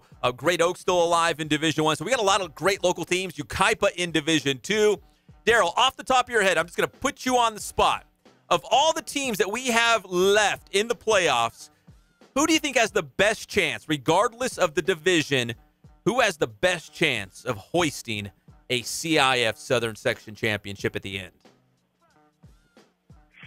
I'd probably have to go into our lower divisions. Boy, that's a tough one. We've got so many great teams in this area. Like I said, Norco, Mesa, Great Oak. I would venture a guess that one of those 3 makes it to Dina Manning Stadium in Division I. In terms of hoisting a title, boy, Norco and Mesa are both very experienced teams. I would not be shocked at all to see an all-IE Division I final.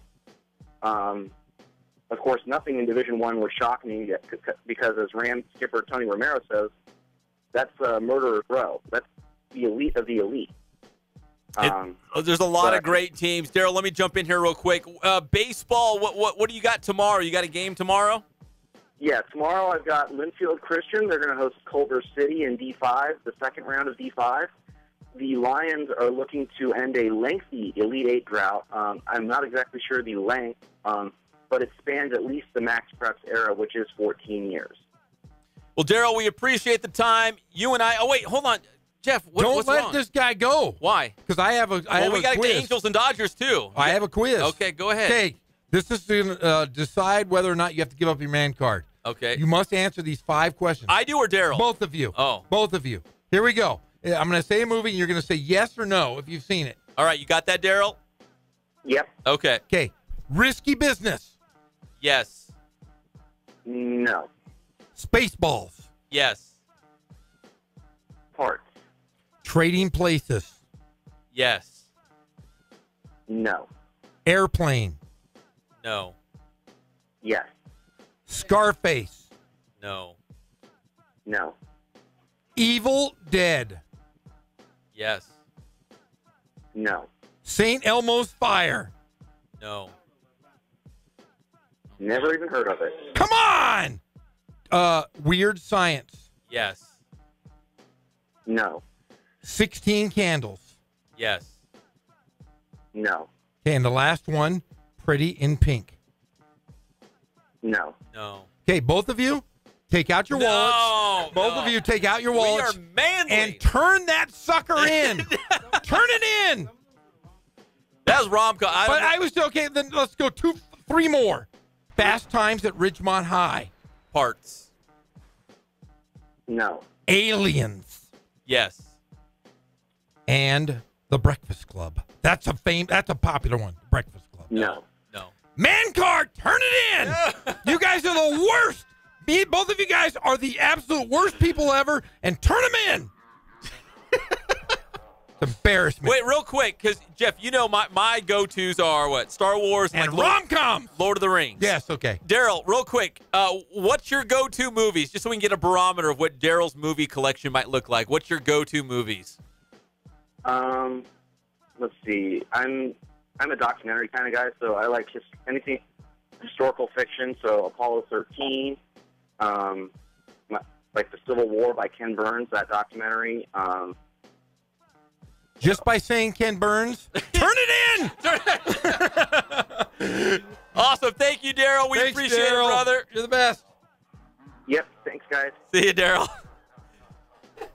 Hey, Derryl and I were kind of the same guy, and then the deeper you got in the movies, it got a little sideways. Yeah, you guys would have been hanging out in the marsh together. Derryl and I don't know if he's a swamp guy. No, he's definitely is. Have you ever seen the Swamp Thing? No. Golly! Toxic Avenger 1, 2, 3, 4, 5? No, but I've heard of it. I've heard of it. It's like a guy gets like a mutant, right, or something. Oh yeah. You know what? Honestly, our friendship is really dwindled just by this last segment.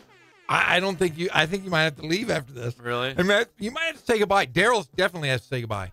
But see, here's the one caveat. There's no caveat. You don't know how strong I was in the raft game. Like, you don't know. You have no idea. Next time we go to Disneyland, you're gonna push me across the island. You and Tom. I'm gonna see your best Tom Sawyer. We're gonna turn off the engines of that bad boy. And you're gonna push it. You're gonna all push the way across. With a big stick. With a big stick. A big stick. Hey, real quick, CIF Southern Section Baseball. We touched on softball real quick, but here's baseball. A couple good minutes on high school baseball. The playoffs resume tomorrow. Big thanks to old Rumple Snakeskin the third as Corona takes on Olu tomorrow. Corona's the only team in the Inland Empire that's left in Division I. What? We got wiped out. It was bad. It was real ugly. But it was like The Last Jedi. There's nobody left in the Resistance. No one. Except for the Panthers and old Rump. In Division II, we got Talkwit still alive, Murrieta Valley, and Ukaipa, #Yucktown. Division III, we got a bunch. We're real strong in D3. Arlington, Redlands, Temecula Valley, Temescal Canyon, all still alive. We can't go through them all, but another good juicy one in Division IV is Heritage will play on the road at Grand Terrace. A real juicy one for all the baseball fans out there. Yeah, pretty juicy. I love high school baseball. Yes, I know. So do I. I'm just telling you. Took a man card. Really, really juicy. Okay, when we come back, Angels and Dodgers talk. Something really weird happened at Angels Stadium over the weekend. Really, listen, Kono over here is a big baseball guy. Nothing more weird. This is going to blow his mind. I bet he's going to. Nothing more weird than you haven't seen these movies. You know what my favorite movie was growing up? Princess Bride. No. You know what? I'm going to put this out there anyways as low-hanging fruit, and you guys can make fun of me all you want because I'm very secure in my raps. Let me get in my swinging position. You ready? Yeah, go ahead. Because because I was really good deep in the swamps. My favorite movie growing up when I was real little, like 5, 6, 7. Have you seen Deliverance? That's a good family movie. As a 5-year-old. Yeah. No, a lot of rafting. It has to do with water, though. Okay. My favorite movie growing up. Kono knows this. Popeye. Oh. We'll be back at the Inland Sports Show. We got to take a break. We'll be back. Fox Sports IE 1350 AM.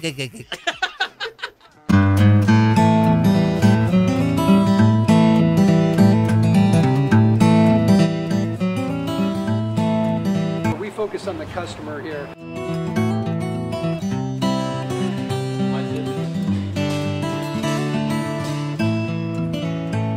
Believe it or not, that is the biggest thing for customers on an oil change. They just want the convenience of coming in, driving in, getting it done, and driving out.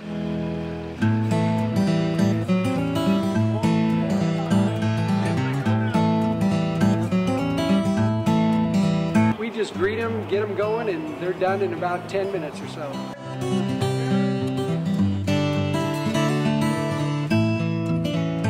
We don't push any sales on them. We do the oil change, and I think that's what sets us apart is our customer service. Vacuumed and cleaned your windshield for you as well. Everything's looking pretty good. You come into us one time, believe me, we'll spoil you and you'll be ready to come back the next time.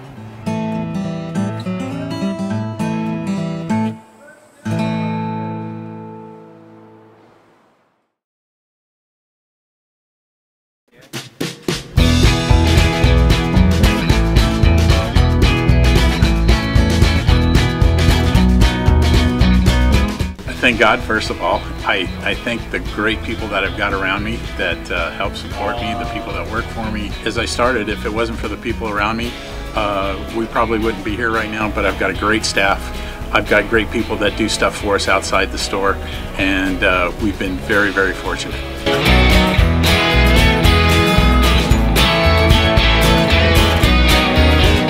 Our service is impeccable, and we just keep trying to get better every year.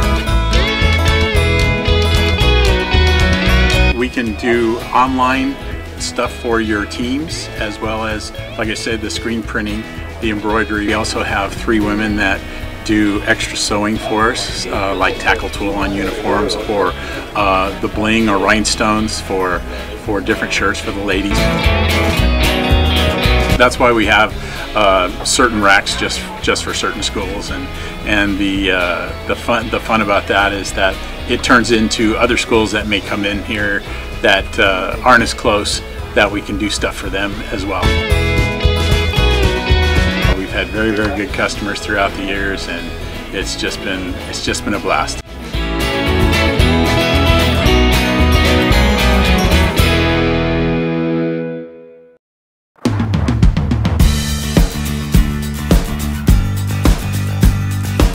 We're a small family-owned, strive for quality pre-owned vehicles. We're not a volume dealer, and we take every deal as personal to us.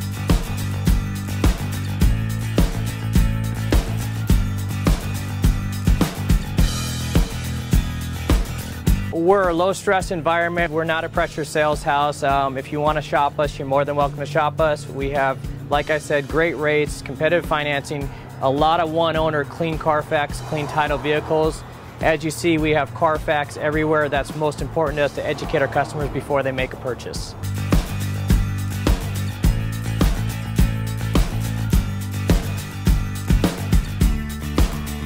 We're right off of Ontario, right off a couple exits off the 15 freeway, off Cajalco, off El Cerrito, and we're right on the main drag going into Dos Logos and the crossings.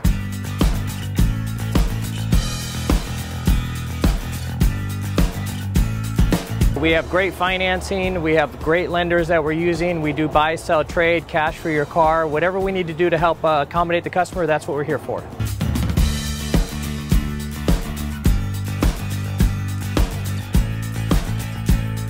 We have a little bit of everything. We start at about $69.95 and go all the way up to $100,000. We have Escalades, we have commuters, we have pickup trucks, we have Jeeps, sport utilities, and if we don't have it, our specialty is finding you exactly what you're looking for.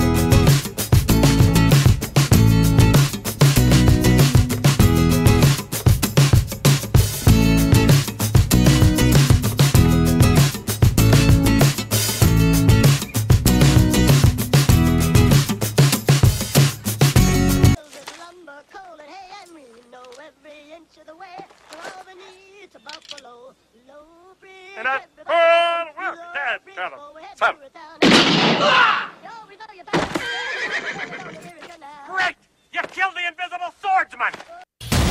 We're back to the Inland Sports Show. Here are your hosts, Pep Fernandez and Jeff Corum. Welcome back to the Inland Sports Show on Fox Sports IE, 1350 AM.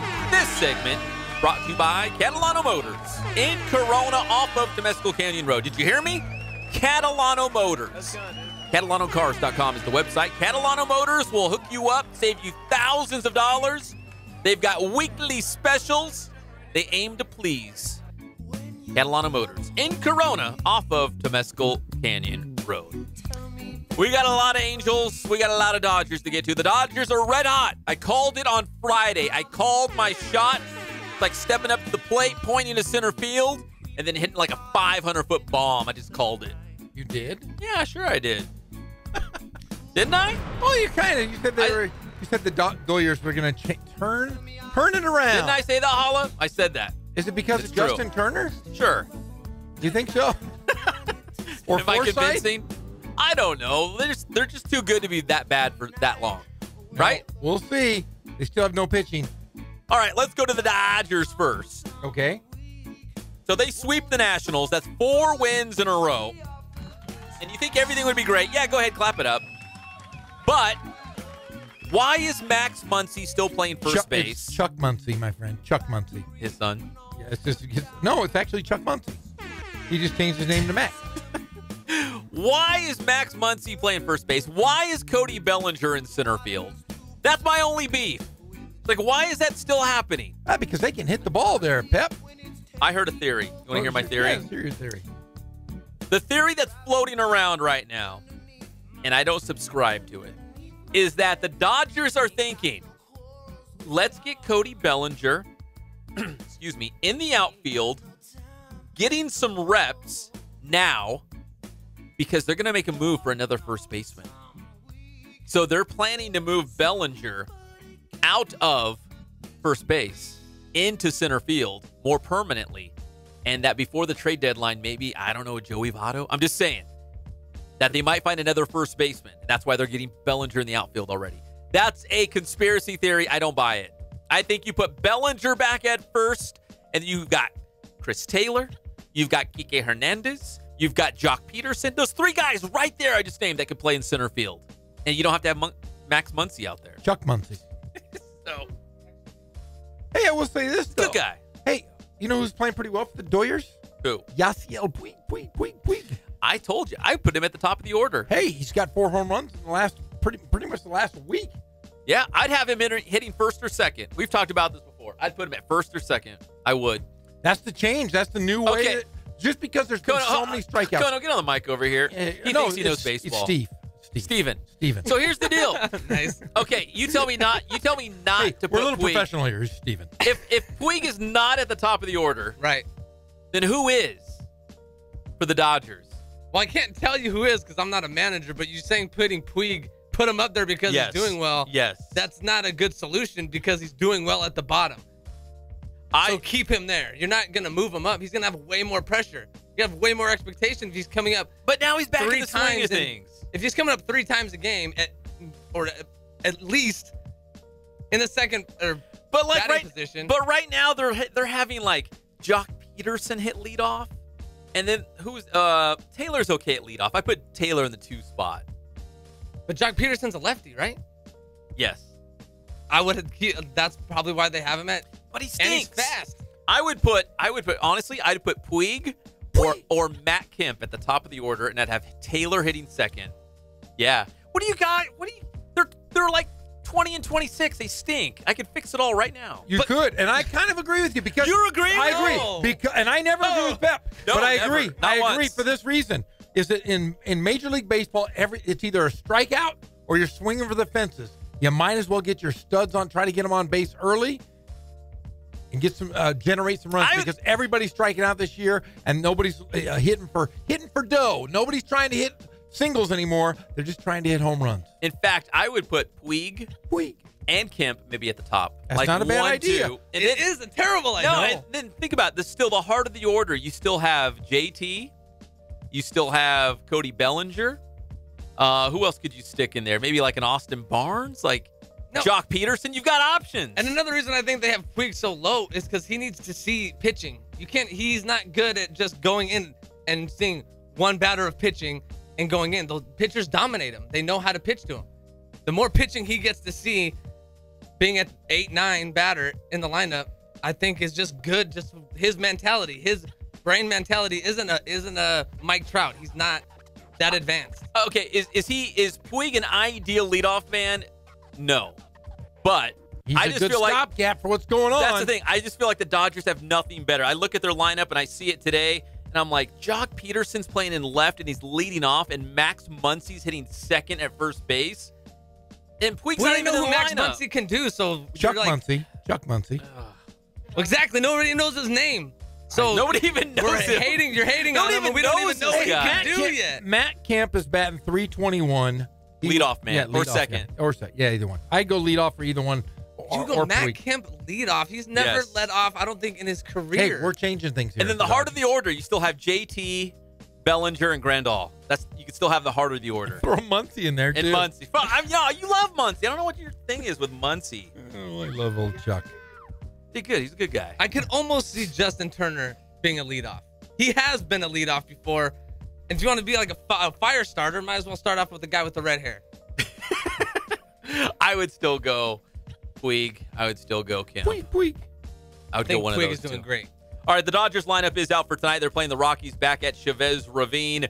Jock Peterson leading off, followed by Muncy. JT hitting third at third base. Grandal cleanup. Cody Bellinger in center field hitting fifth. Matt Kemp hitting sixth. That's a travesty.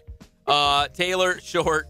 Chase Utley getting the start at second base, and Walker Buehler on the mound tonight against Colorado. That's your Dodgers lineup. Favorite part of the show right there, Dodgers lineup. And Clayton Kershaw was throwing in the bullpen yesterday. I don't think he was off the bump. I think he was just in the bullpen throwing around a little bit. So he threw 30 pitches. Probably not at full strength, but it's still a good sign of things to come. Like he's at least moving in the right direction. So. And the Halos, they picked up a win against the Rays yesterday, 5-2. Shohei Ohtani, another Shohei Sunday at the Big A. Worked into the eighth inning, 9 strikeouts. He was fantastic. Matt Andrews, the pride of Redlands East Valley, the pride of UC Riverside, took the hard luck loss. He pitched 2 innings, didn't give up a single earned run. 1 strikeout, but he took the loss. And this is what happened, Kono. I want to run this past you because I've never heard of this. Oh, this is very cool. Did you see this Yes, too? I did. So Sergio Romo, who's a longtime reliever. In fact, he was a reliever for the Giants for a long, long time. Yes. He started Saturday and he started Sunday. I haven't heard of anything like that in a long time. A closer? A veteran? He started Saturday at the Big A for Tampa Bay, and he started Sunday at the Big A for Tampa Bay. And they're planning on doing this every week during the season. They're going to try. The Rays are going to do this? Yes, they're going to do it every single week. Well, they kind of stink. They got to do something, right? They've got to do something to generate. But he pitched for 1 1/3 yesterday, and I don't know how much he pitched on Saturday. I think it was just 1 inning on Saturday. So yeah, he's pitched 2 innings. Started the game, did pretty well, but it's something different. Kono's the baseball guy. I mean. No, yeah, and you're saying that they're closing a game with their starter. Yes. Or they're starting a game with their closer, but they're not letting him go? They're just 1 inning or like 2 innings, and then they pull him out. And the theory was, and here, I'll read this because it didn't make sense to me. You ready for this? Yeah, go. Okay. Okay, he's the first Romo's the first pitcher in 38 years to go at least 1 inning in back-to-back starts. Okay, there's that nugget. That's the first 2 starts of his 11-year big league career. Like, he's never started before, but he started those 2 times. And the manager, is it Kevin Cash? I think it's Kevin Cash. He said that with Romo starting the game against the Halos, that's one less time that the relief pitchers for Tampa Bay would have to face the heart of the Angels lineup. Trout, Ohtani, Pujols didn't play Sunday, but Pretty Pujols. smart. So he gets through like the tough hitters one time, like first inning, second inning, and then he turns it over to the next guy. No, that is very smart, but it reminds me a lot of what minor leagues. I've always said the Astros minor league system kind of started that with they have pitchers almost as a team. So you guys play today. One pitcher starts the game, the next pitcher finishes it. So one pitcher gets 5 innings. It's almost like hockey, like your next pitcher gets 4. Yeah, your unit, like everyone goes on everyone goes onto the ice at the same time. So it's like a very sabermetrics move, I would say. You know what? Probably because they're not that great. He's probably trying to figure out ways to outthink the other team. Like, hey, we don't have the most talent, but we're going to figure a way around this. Well, hell, maybe the Angels should do the same because their middle relief has been terrible. Maybe they start Blake Parker, the new closer for the Angels. And then bring in the starter? And bring in the starter and let him finish up. Why not? Because I'll tell you what, you look at the Angels starting pitching with Skaggs, Richard, Ohtani. Those three guys right there are pitching 7-8 innings every single time, and they're doing great before they get to that middle relief. The closer's gone. You got Kenyon Middleton is out for the year. So I'll tell you what, start those guys. I agree. Start a closer, start a reliever, get them through an inning, and then bring in your studs and let them finish off the game. All right, the Halos are off tonight. They are back in action tomorrow night on the road at Toronto. When we come back, she's out in the studio, or she's in the hallway. She is? Ready to get in the studio. Yeah, she's here. She's ready to rock and roll. It's the star pitcher for the UC Riverside softball team. They are still alive in the postseason, trying to win themselves a postseason national title. It's the great Tayler Misfeldt. She'll join us live on the Inland Sports Show on Fox Sports IE, 1350 AM when we come back.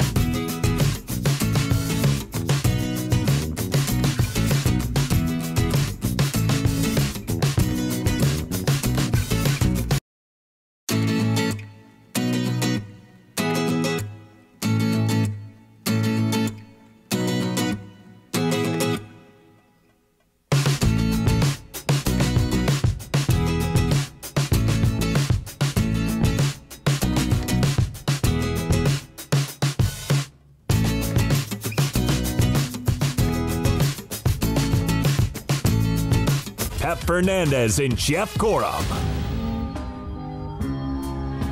Welcome back to the Inland Sports Show on Fox Sports IE 1350 AM. This segment is proudly brought to you by our good friends at Spoil. Quick quality oil change. Spoil yourself. Spoil your car. I know you're looking up in the corner of your windshield. You're way overdue. Like 1,000, 2,000 miles overdue. Go get your oil change. Spoiled. Quick quality oil change off of Alessandro Boulevard. We love you, Bill Navigado. All right, welcome back to the show. We've had a great show so far, but we saved the best for last. She is a star in the circle. She's still in class because UCR goes deep into June. Crazy. And they're still playing softball at UCR. We're talking about Tayler Misfeldt, senior star pitcher for the Highlanders here on the Inland Sports Show. Tayler, I guess the good news is you're still playing softball. You guys are in the postseason, and you're winning right now. How good does that feel? Oh, it's so awesome. I mean, from game one of when we started season this year, I knew that we had a special group of girls, and we were going to have a historical year. So I'm so happy that I get to prolong my season and prolong my time as a UCR Highlander. Yeah, because you're a senior, so this is it, right? So you don't want to see it finish. No. Let's go back to the regional tournament at UNLV for the National Invitational Softball Championship. You beat, Nevada once, UNLV twice, right? Yeah. As a team, Right, yeah.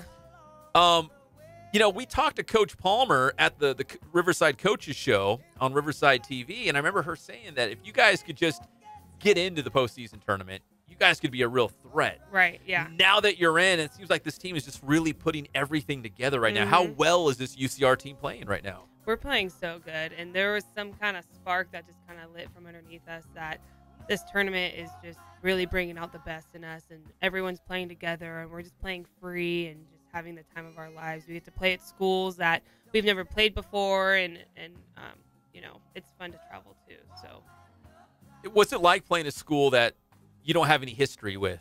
You know what I mean? Like if you're playing a Fullerton or a Big West school, you're like, oh, we see them all the time. We know their tendencies. Right. It's like, hey, you're playing Nevada. And you're like, I don't know who's on that team. I don't know what their record is. We're just going to go out there, roll the ball out, and see who wins. As a pitcher, I love it. They don't have time to gather a scouting report off of me, So for me, I get to go out and do my thing, and they don't really know much about me, and vice versa. But I like it. It benefits me, I think. I think it benefits other people, too. We don't have time. I mean, on the other end, we don't have time to scout them out either. So. You guys have played 58 games on the season. That's a lot of darn games. And to go along with those 58 games, you're the all-time leading winner from the circle at UC Riverside. I'm telling you, we discussed this earlier in the year. I think when you called in, we're going to erect a statue. Big statue. A huge Not statue. a little one. No, one of those giant ones. Like the Statue of Liberty size. Yes. We're going to put it right there in center field. And that's our goal for the year. Like in the wind-up, like in the circle. It's going to be a huge statue. Yeah, we're gonna collect. We're gonna do like a penny drive or something that we can People can donate money. Yeah. GoFundMe. Yeah. We can do GoFundMe. Or something. Yeah. Or aren't pennies made out of bronze? Let's just melt them down. Melt those Big suckers bronze. down and build it. I'm telling you. But you've had a great year. You're 19 and 11, and then you're the senior going out, but you have a really good freshman, Haley Dolcini, and I love saying that last name Dolcini because it's fun to say. Because it sounds like Italian food. Yeah, and you're it does. hungry. I'm always hungry. But what has it meant to kind of mentor her as you're kind of going out and you've kind of seen this program evolve into something what it is now? You guys are a winning program. Yeah. Has it been fun mentoring these young pitchers? Yeah, I love it. I mean, me and Dolce have a really great relationship, and she's so talented, and I can only imagine what her future has in store for her. But yeah, we have a lot of good young freshmen, Dolce being one of them, Sienna, and there's much more to come. But I always go back to this. I just remember sitting in Coach Garza's office before I came here, and she sold me with trying to rebuild a program, and that's exactly what we've done. And Coach Palmer's carrying on that, and she's bringing in a bunch of new, young, talented young ladies. So I'm excited. We don't want anybody to break your record. Yeah, that's why I'm Especially like, Dolce. Dolce might do it. You better slow down. I'm just kidding. Yeah, I mean, especially if we put the big statue up. Yeah. We can't have someone breaking the record. No, we just might have to change the head of it. Sorry, Taylor. Yeah, sorry. So, 4 years, it might last for 4 years, but we'll see. We got Tayler Misfeldt here on the Inland Sports Show, Fox Sports IE 1350 AM. UCR, your NISC regional champions, now going to, what do you call it? Is it the national championship tournament? I mean, like, what do you call the damn final? right. World Series of the NISC. Like, what do you call that, Taylor? Something like that, yeah. Just Let's we get a ring out of it. That's what we're. I'm looking at it right now. Just as the NISC championship round. Hey, it's just like, sometimes when you have the college football bowl season. Remember the old days, they'd say one national champion, then they have another one that would claim it. Yeah. So if Riverside wins it, you guys got to claim the national championship. Right. And then if whoever disputes it, then you fight them. Yeah. You get on a field and you just fight it out, and whoever wins gets the national championship. A shot Yeah, at I it. like that. Whether it's Florida State or UCLA or whoever else, be Fight like, 'em. hey, No. Fight 'em. let's decide it. Decide it the right way. You want a fist fight, though. You're darn right. I'm in softball. I played it out on the No. We fight it out. And I know our Riverside girls will take them. They're scrappers. Yeah, if they are. We are, yeah. Taylor Misfeldt here, join us live in studio. Again, UCR postseason, in the postseason for the very first time in Division I. Taylor, how important was it for you guys as a program, as a school, to just get to the postseason and make a little bit of school history, making it to the D1 postseason? Yeah, it's huge. Like I said, I knew from the beginning that we were going to do some historical things this year, and that's exactly what we're doing. I mean, not only did we get third place in conference, which is historical for us, but we're also in a postseason, which is historical for us. So it's huge. I love it. We're having fun. This awesome group of girls that I get to be with every single day. So. Like, as a senior, and now you're in the postseason, so there is a light at the end of the tunnel. You know what I mean? Like there is an end coming to it. Hopefully, it ends with a championship. But you try to soak in every moment. Like even the practices, when coach talks to you guys, you're like, man, I'm trying to enjoy this journey so much. Yeah, definitely. I mean, today when we were running sprints, I kind of thought otherwise. But, you're like, this is fun. Yeah, I'm gonna love this. Yeah, but no, even the sprints is bittersweet too. And tomorrow is my last practice as a Highlander, and I'm trying to soak it all in, trying to fight the emotions that come along with it, and just enjoy ourselves and win a championship. Now, when you go over your 4 years as being a Highlander, what win? You've had so many, but what win stands out in your mind? I mean, you had a great win this year as a team. You guys beat Cal State Fullerton, who was the Big West champions. Mm-hmm. But what stands out in your mind as the best win you had as a Highlander? Oh man, I think that that's a hard one. I mean, we can go from just this last Friday beating Fullerton. They were number one, and it was kind of an upset for them, for us to come out and beat them first game. That was huge. Beating Stanford this year was really awesome. We hadn't beaten a Pac-12 team since I've been here.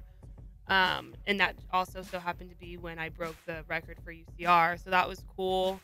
I mean, I can go back to my freshman year when Chelsea Ponce was here, and she was breaking her single-season records too. So she had like 30 wins in a season. It was crazy. So, I mean, there's just so many that I can't.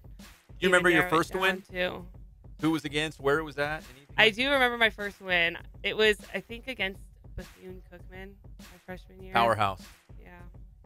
So, but now we are here. Now we're here talking postseason, UC Riverside softball. Taylor Misfeldt joined us live in studio. You beat UNLV twice, back-to-back, at the regional tournament that we just had. And I remember, so the UNLV night game, what was it, like a Thursday night?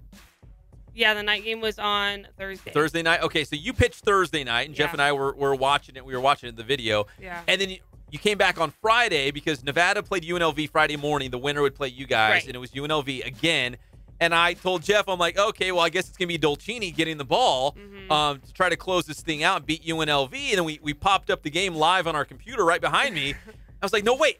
I know that picture from a mile away. That's Taylor Misfeldt. She's getting the ball again. Were you surprised to get the start twice? I was a little surprised, but, in my mind, we've done this before with Dolch, is whatever's working, then might as well not fix it. You change it, you know what I mean? So, because Thursday night it was 2-zip, wasn't it? Like you shut them out, UNLV. Right. So something was working. So if it ain't broke, don't fix it, right? Exactly, yeah.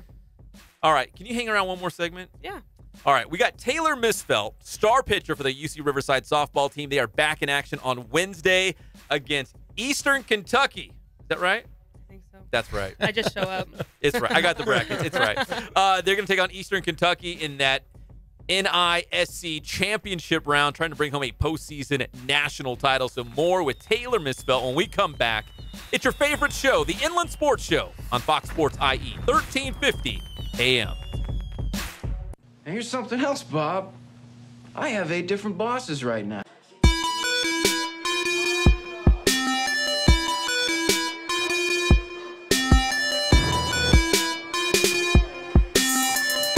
I played once upon a time at Santiago High School. I was actually on the first ever CIF championship team back in 2000, and then my senior year we won it again.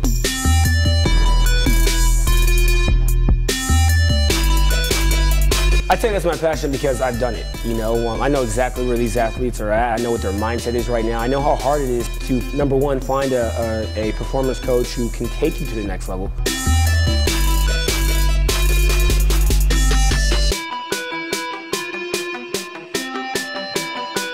What sets us apart has to be, you know, how we work with our athletes and what we know.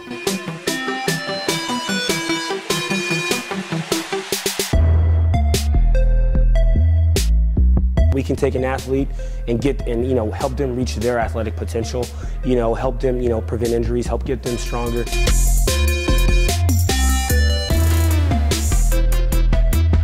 I know every single athlete who steps into this gym. I know exactly where they're at, and I'm going to progress them every week. If you're not getting results, then, you know, really what's it about? We're going to deliver something that's measurable, you know, in terms of speed, power, you know, strength, agility.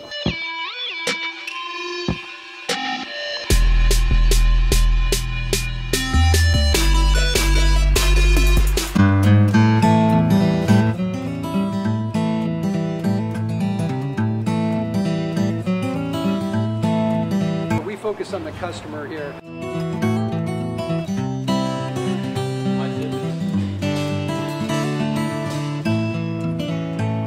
Believe it or not, that is the biggest thing for customers on an oil change. They just want the convenience of coming in, driving in, getting it done, and driving out.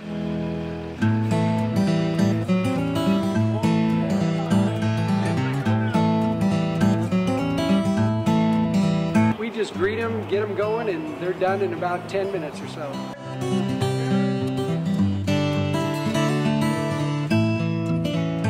We don't push any sales on them. We do the oil change, and I think that's what sets us apart is our customer service. Vacuumed and cleaned your windshield for you as well. Everything's looking pretty good. You come into us one time, believe me, we'll spoil you and you'll be ready to come back the next time.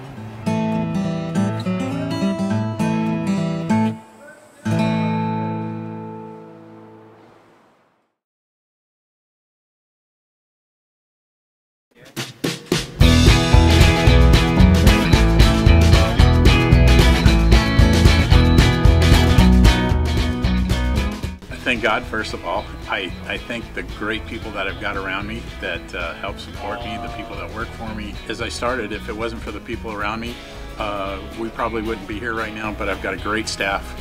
I've got great people that do stuff for us outside the store, and we've been very, very fortunate.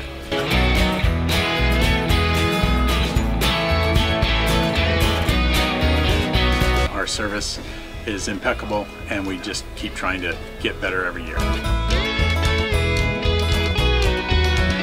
We can do online stuff for your teams, as well as, like I said, the screen printing, the embroidery. We also have 3 women that do extra sewing for us, like tackle tool on uniforms, or the bling or rhinestones for different shirts for the ladies.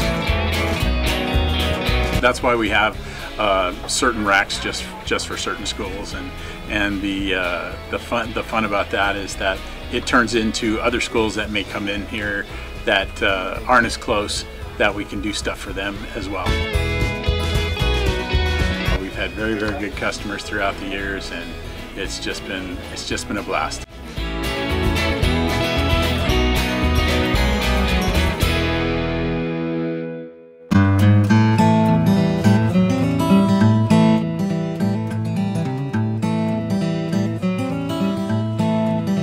Focus on the customer here.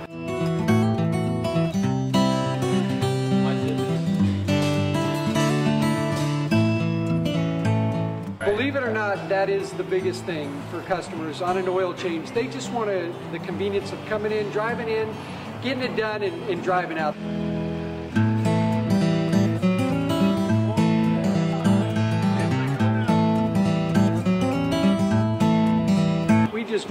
get them going, and they're done in about 10 minutes or so.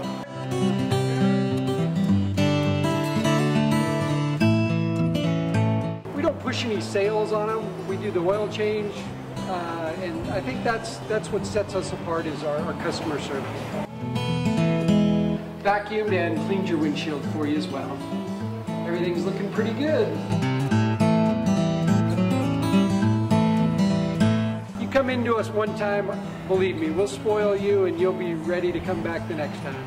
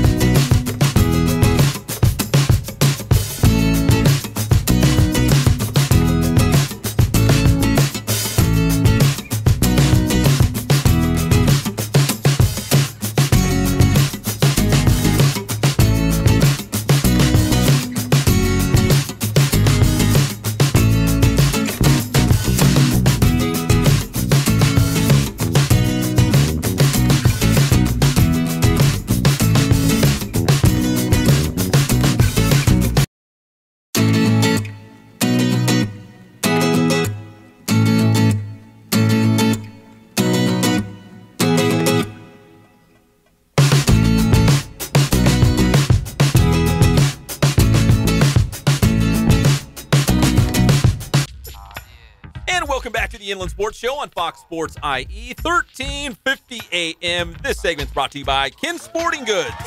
More than 40 years in the Inland Empire, bringing you all of your sporting gear needs and Letterman's jackets and screen printing. Did I mention embroidery? They do that too. You take your Letterman's jacket there and get it all hooked up. They'll bling it out too. Can they bedazzle my pants? I want to bring in some jeans.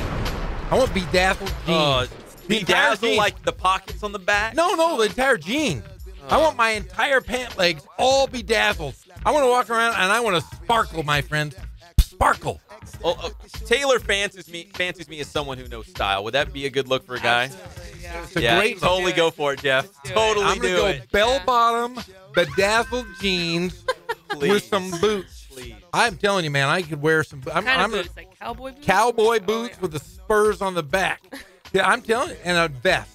A shirtless. I'm going to go shirtless with just a leather vest. Wow. Are you kidding me? I'm going to look like Thor. I'm going to look just like Thor. You're not anything like Thor. Bedazzled jeans and boots. I'm Yeah. I might. Like Hey, Hulk Hogan maybe I'll just go status. chaps. Just chaps. Chaps and a G-string. Would that be a good look for me? Man, no. No? No. Yeah, I'm telling you, man. Bedazzled jeans I can go for. Everything else, no. I'm going to go chaps. I'm just going to wear chaps. Nothing else. Just chaps. Yeah, I'm going to sweat into my leathers. Look. Hey, you guys are crazy. That's a great look for me. It is. I look just like Thor in that thing. So, Tayler, we only see you in a softball uniform. What do you do away from the diamond? Are you hanging out at country music concerts? Are you clubbing? What are you doing? I love Bowling country alley? music. Yeah, country music. The Northern California thing, Definitely Jeff. the Northern California in me. Yeah, we went to Stagecoach. We played Friday, Saturday against Hawaii, and we had Sunday off. So You went to Stagecoach? I caught one day of Stagecoach. Saw Garth Brooks. That was awesome. Garth Brooks. Hey, I like Garth Brooks when he was that other guy. Well, remember when he did that album where he was like a pop singer? Remember that? He was like it was Chris Gaines. Oh, Chris Gaines is fantastic. I know Chris Gaines. Oh yeah, he's like a gothic Yeah, version of that Garth was Brooks. weird. No, it was awesome. What are you talking I'm more about? down the middle, the King, George Strait, Kenny Chesney. Yeah, I'm surprised. Did the whole team go to Stagecoach? Me and Dolch and Amanda Lynch went. Dolch is too young for you guys. Should not be taking her to. She's a mere baby. She's a mere child. You had to take her to Stagecoach. I bet her eyeballs were as big as saucers. She looks older than me though. She's so tall. She is tall. I'm gonna hook her up with one of my sons because I have 3 sons. Well, granted, they're only 12, 5, and 1. but I'm telling you, man, if she holds out, she could go out with 3 good. I mean, I got 3 good Gorhams. That's a lot of Gorhams. Beautiful boys, man, and they're gonna be like 9 feet tall. Hey, Tayler, what's the keys to winning a national championship here at the NISC? Doing your thing, doing what we've been loving to do since we were 5 years old, 6 years old, and just enjoying yourself and not thinking too much. And just with us, what's special about us is that we love each other and we all get along really well. So I think that's what makes us so successful.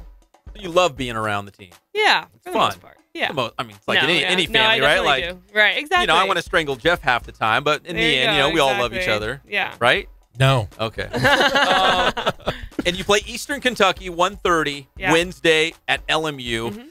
I got to be honest, Eastern Kentucky, I was like, I think they played basketball once in the NCAA tournament. I don't know a whole lot about them. Did you know anything about them other than I didn't know that's who we until play? today. Yeah, we were talking scouting report and stuff, and what we were gonna see and what we were gonna watch out for and all that good stuff. So and now I know about it. Yeah, that's okay. Sometimes it's good to play a team that you're unfamiliar with. Right. Just roll the ball out, just play the game, and see who wins. And they're going to come out here. They probably, none of them, they might have like 3 or 4 teeth between them because they are from Kentucky. Whoa. Was that bad? Was that wrong? We got lots of fans in Here we go. Kentucky. Eastern Kentucky's going to come out to Southern California. They're going to go to Disneyland. Disney, the beach. Yeah, They've never go to seen the beach. They're not Never. going to sleep because they're going to be so excited to be here. And they're going to be so tired. And you're just going to mow them down. And then I hope you talk smack to them and say, go back to Kentucky. Send them back home. We're big in Kentucky, Jeff. We You are just turn- huge. You just turned them all off in All Kentucky. right, though. We're going to beat them like stepchildren over there. All right, Tayler. Clearly, we take ourselves very seriously on this show, right? Yeah. Very seriously. So we like to do a game because it was made popular by 2 of our favorite guys, Justin Turner and Kike Hernandez of the Los Angeles Dodgers. They did a popsicle stick challenge where they read these funny, silly, clean jokes back and forth to see who would laugh first. It was awesome. We loved it. So we stole it. So I'm going to read a joke. We're going to do a little bit differently here. I'm going to call the audible. We're going to do a little bit differently here. I'm going to read a joke, and I want to see who's going to laugh. Jeff or UCR superstar Tayler Misfeldt? I can beat her. She's a starter. Do you like to I can laugh? beat her. No. That's very serious. She's already in your head, Jeff. She's already in your head. Get out of my head, Tayler. Get out of my head. Let's see. Oh, we've got about a dozen questions going out. Looks like about a dozen questions. All right, here we go.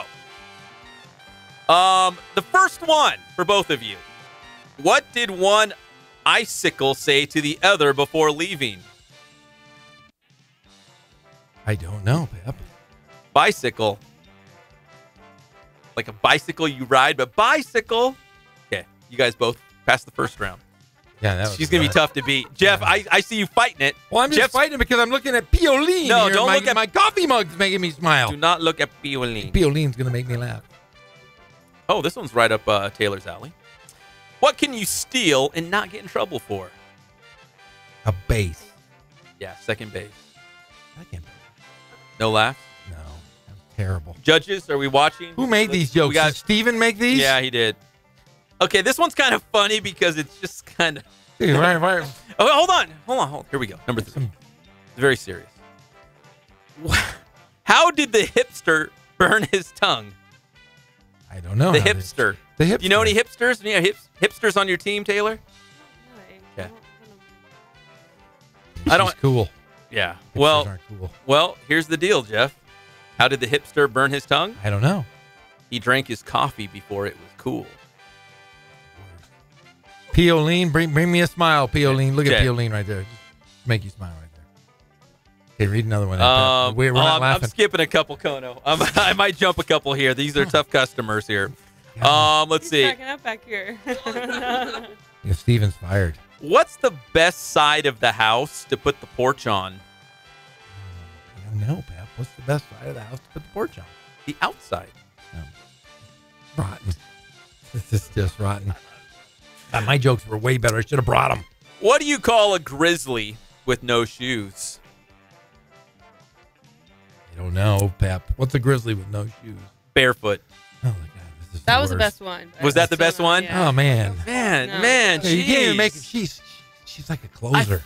I feel like I'm in the closer. batter's box. And she's Yeah. staring me down. I've got nothing over here. Nothing. These are the best. These are the These best. are the These are worst. the all-stars. Hey, Steven, you're fired. I got good news. Hey, I have good news and bad news, and they're both the same. You're fired. Hey, I made her laugh. That didn't count. Okay, there we go. Why do hummingbirds hum? I don't know, Pep. Why don't hummingbirds? Because they don't know the words. Man, fired. Once again, you're fired again. Tono, fired. Okay, one more. These are terrible. What These are hard. What did the dentist say to the marching band? What did the dentist say to the marching band? I don't know. Here's a tube of toothpaste. Oh my gosh, that's the worst. Hey, let's stop. Stop it. These are bar drinks or bar jokes here. Okay, here we go. Wait, this is real? Yeah, okay. These are book titles from the 80s. What? Book titles from the 80s. Okay. Sitting Under the Bleachers by Seymour Butts. Running to the Outhouse by Betty Make It. Or Willie Make It or Betty Doesn't. You know, no, not funny. I could get really risque. Okay, wait. Uh-oh. Can I go risque? I don't know.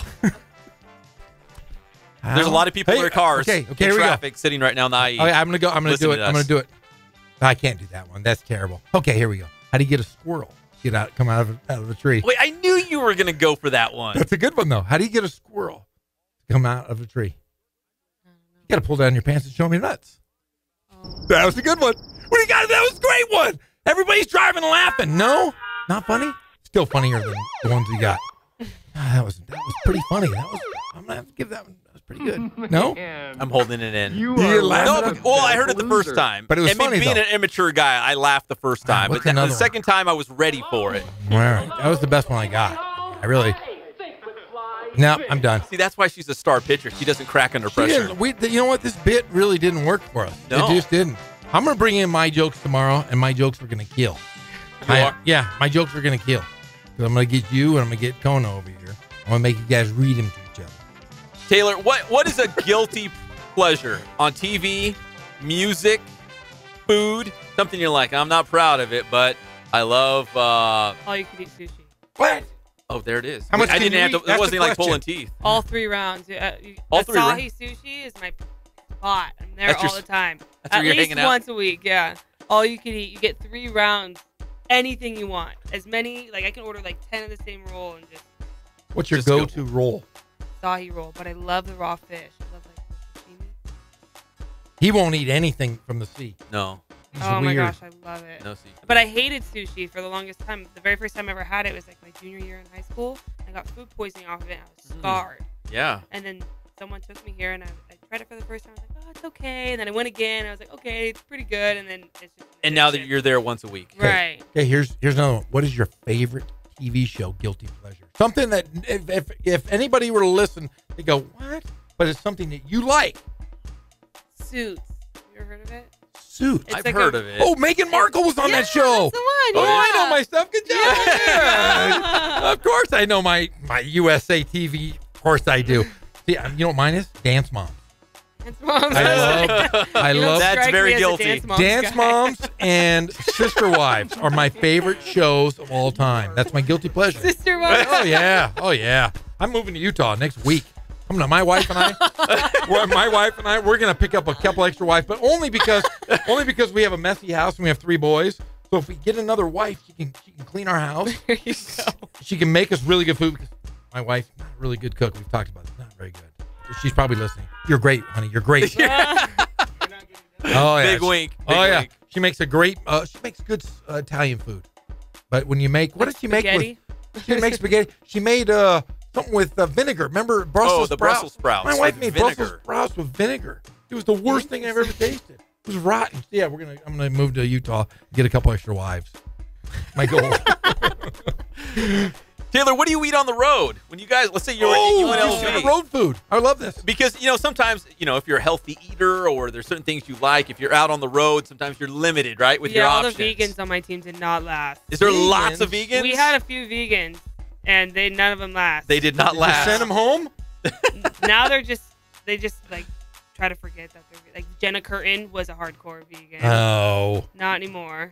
You can't be a vegan. JC was vegan, not anymore. So what's your go-to? Like, if you're on the road, you're like, I could eat this anytime. Even if it's not sushi, but... I was going to say that. No. But, if they have pasta, if there's a burger, it doesn't matter. I can always eat it. No big deal.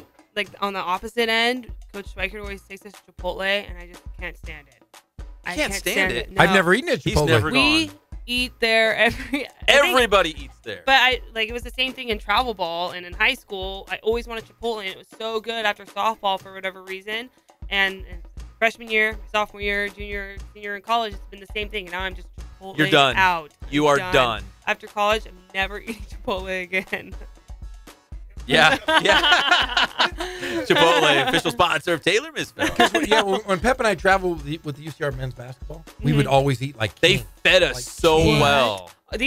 Our coaches feed us really well. We're eating before, during, after, and it's like I'm not even hungry yet. Stop eating us. More food. That was the best part of my whole year. Yeah, we'd get on the bus and there'd be like Italian dinners, you know. Right, yeah. I gained 30 pounds, and it was the best 30 pounds of my life. Ever. Tayler, last question. Any pregame rituals, things you got to do, music you got to listen to? Don't touch the chalk. Don't talk to anybody. Anything when you're getting the start, you're getting the start. Things that you have to do.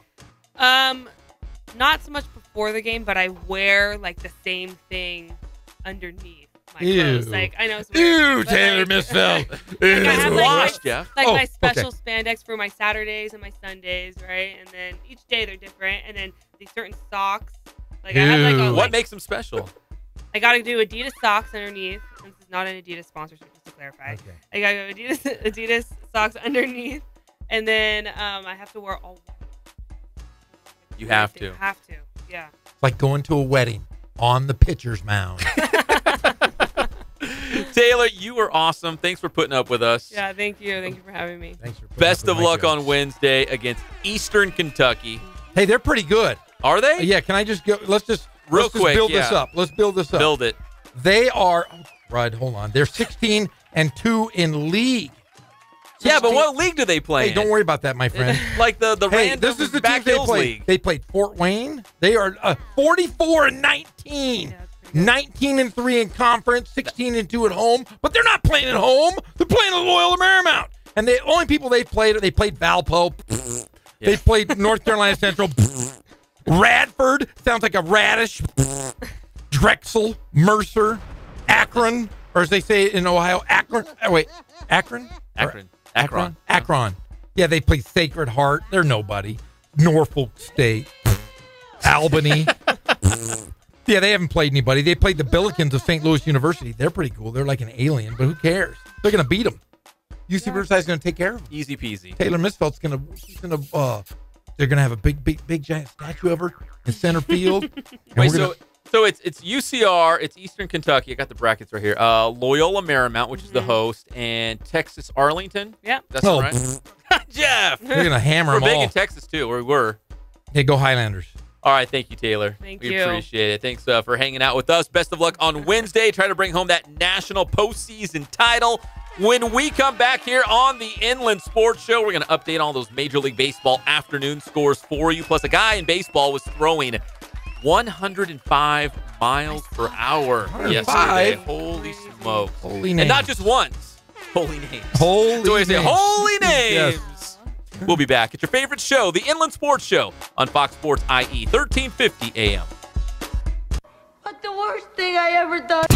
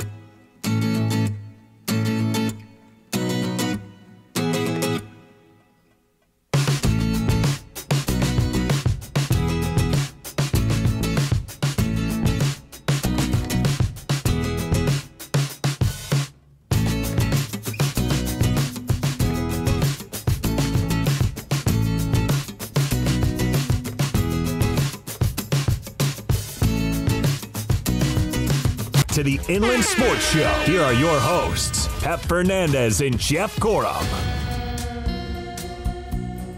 Oh, he'll know this song. I'll say it's Wicked Games. Yes, but who's the singer? I don't know. Come on, he's country guy. No, he's not. Yes, he is. I would know that. No, you don't. I know who it is. It's something like Isaac. Chris Isaac. Something. Chris Isaac. Hey, I'm kind of mad at Kono over here. Our Because his producer jokes were horrible? No, well, yeah. Steven? That You mean too. Steven? That too.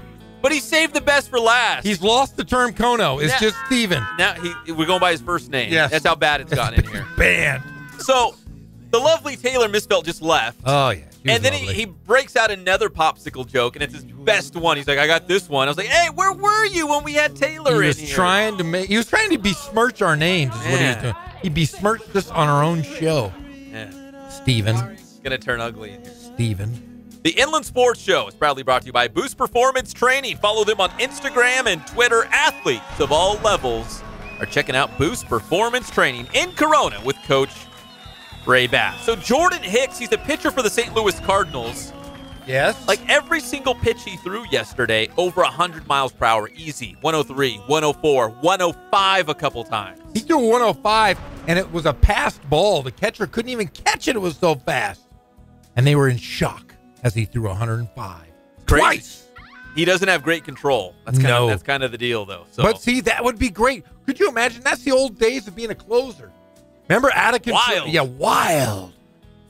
Eckersley was kind. Now he had some pretty good control. Remember the mouth of the South, John Rocker? John Rocker. He was nuts. And then he would yell at you, and then he would talk bad about you and your race and your religion and everything else. Randy Johnson. Randy Johnson. He was scary. But remember, the best closer ever though was Percy. John Franco. Oh no, Percy was great, and K-Rod was pretty good. But Percy, remember Percy was one of those guys that could throw 99, 100 miles an hour, and you never knew where it was going. Hey, yeah. Can someone, computer West, Google how fast did Troy Percival throw? I'm just curious. We got like 4 minutes. 18 miles an hour, but he looked really mean when he threw it. I wonder if he hit 100. He probably did, Of course he did. He threw some heat. Remember, the Angels had some great closers. Dodgers not so much as far as closers. I'm going to think back in the old days of closers. 101. Old Percy threw 101, Pep. That's pretty good. That's heat. Yeah, that's the high, stinky, aged cheddar. Oh, there's been some great closers. Lee Smith, another great. Billy Wagner. Oh, Billy Wags, yeah. Billy Wag Dog. Yeah.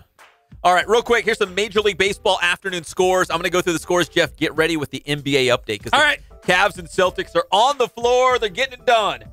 The Nationals are beating up the Padres by a score of 9-2. Not a big surprise there. The Phillies up on Atlanta 1-0. That's a battle between National League East leaders. That's actually a great game.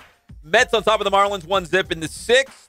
The Diamondbacks are losing again. So if you're a Dodgers fan, this is great news. The Diamondbacks losing to Milwaukee 3-1 in the 5th. Yankees on top of Texas right now 3-1. The Yankees are 30-13 on the season. Wow. 3-1 in the second inning. Yankees on top in the second. Orioles and White Sox no score in the third between the Tigers and the Twins. Detroit on top 2-0. At the end of 2, Cardinals and Royals. The Battle of Missouri. No score in that one. Dodgers and Rockies tonight. You like that? Battle of Missouri. Yeah. Battle for Middle Earth. Missouri. Hey, we've got a score in the East Finals in Game 4. It is 11-10. The Cavaliers, very early, 7 minutes and 18 left in the first. Oh, they got in the bag. But I tell you what, I hate Boston, but I hope they win. Because I'm a Laker fan. You're supposed to hate Boston. You're supposed to. Yeah, but I want them to win. Because I want to see LeBron as he drives home tonight going, damn, I'm going to lose, man. I'm going to lose this series. I'm going to lose to the Boston Celtics. Where am I going to play next year? Is he already lining up his new teams if they lose tonight? I'll tell you what, driving into the game today, I'm sure he was like, yeah, we're going to tie this series up. Yeah. Woo! And then all of a sudden, after tonight's game, if they lose, he's going to be, damn it. What's Magic's number? I hate Tristan Thompson. I got it right here. J.R. Smith, you've made one jumper in the last 2 years, and stop waving everybody like it's the greatest shot ever. I'm done with you guys. Looking down the bench, he's like, I don't even know you. Hey. You stink. Jordan Clarkson, you know how much money he's making next year? I don't know. $26 million. He's stealing it. He is a thief, a straight thief. Tristan Thompson, Kardashian, you're a thief. You average 5 points a game. Get off the court. Weak sauce. Oh, he's only 27 and averaging 5 points a game. Fire him. Hey, we had a whole NFL segment we were going to do. We did? Let's just touch. Let's just touch on it real quick. Okay. We'll break it down tomorrow. A couple things, because we got to at least mention it. Johnny Football, he's going to the Canadian Football League, right? He's going up to Hamilton, so Johnny Football's back. Yeah, drugs are legal up there. He'll be No, fitting in he's perfect clean. up there. He's sober. I hope so. Tom Brady, no show at the Patriots OTAs. Oh. Not a big deal. The Super Bowl's going to Arizona and New Orleans in 2023 and 2024. Aaron Donald's not showing up for OTAs either. That's not a big deal. It's optional. And Nashville's going to host the 2019 NFL Draft. That's stupid. Those are things that we can revisit tomorrow. But I had to get it out there because it's breaking news. You happy? I'm happy. Jeff's like, what NFL segment? What show? We had Tayler Misfeldt in here for two segments. Oh, when you have a show with Tayler and Rump and Coach Lane and Derryl Trujillo all in the same show. Derryl. You know, that should have been our first question for Derryl. Is it Derryl or Derryl? In my eyes, it's Derryl. It's Derryl. I want to call him Derryl. When we come back, we're going to wrap things up. There's no Quakes tonight. That's okay. We're going to wrap things up anyways. Mike Lindskog is home. What do you think he's doing right now, Jeff? Think about it in the break. When we come back, our best Mike Lindskog, what are you doing right now story.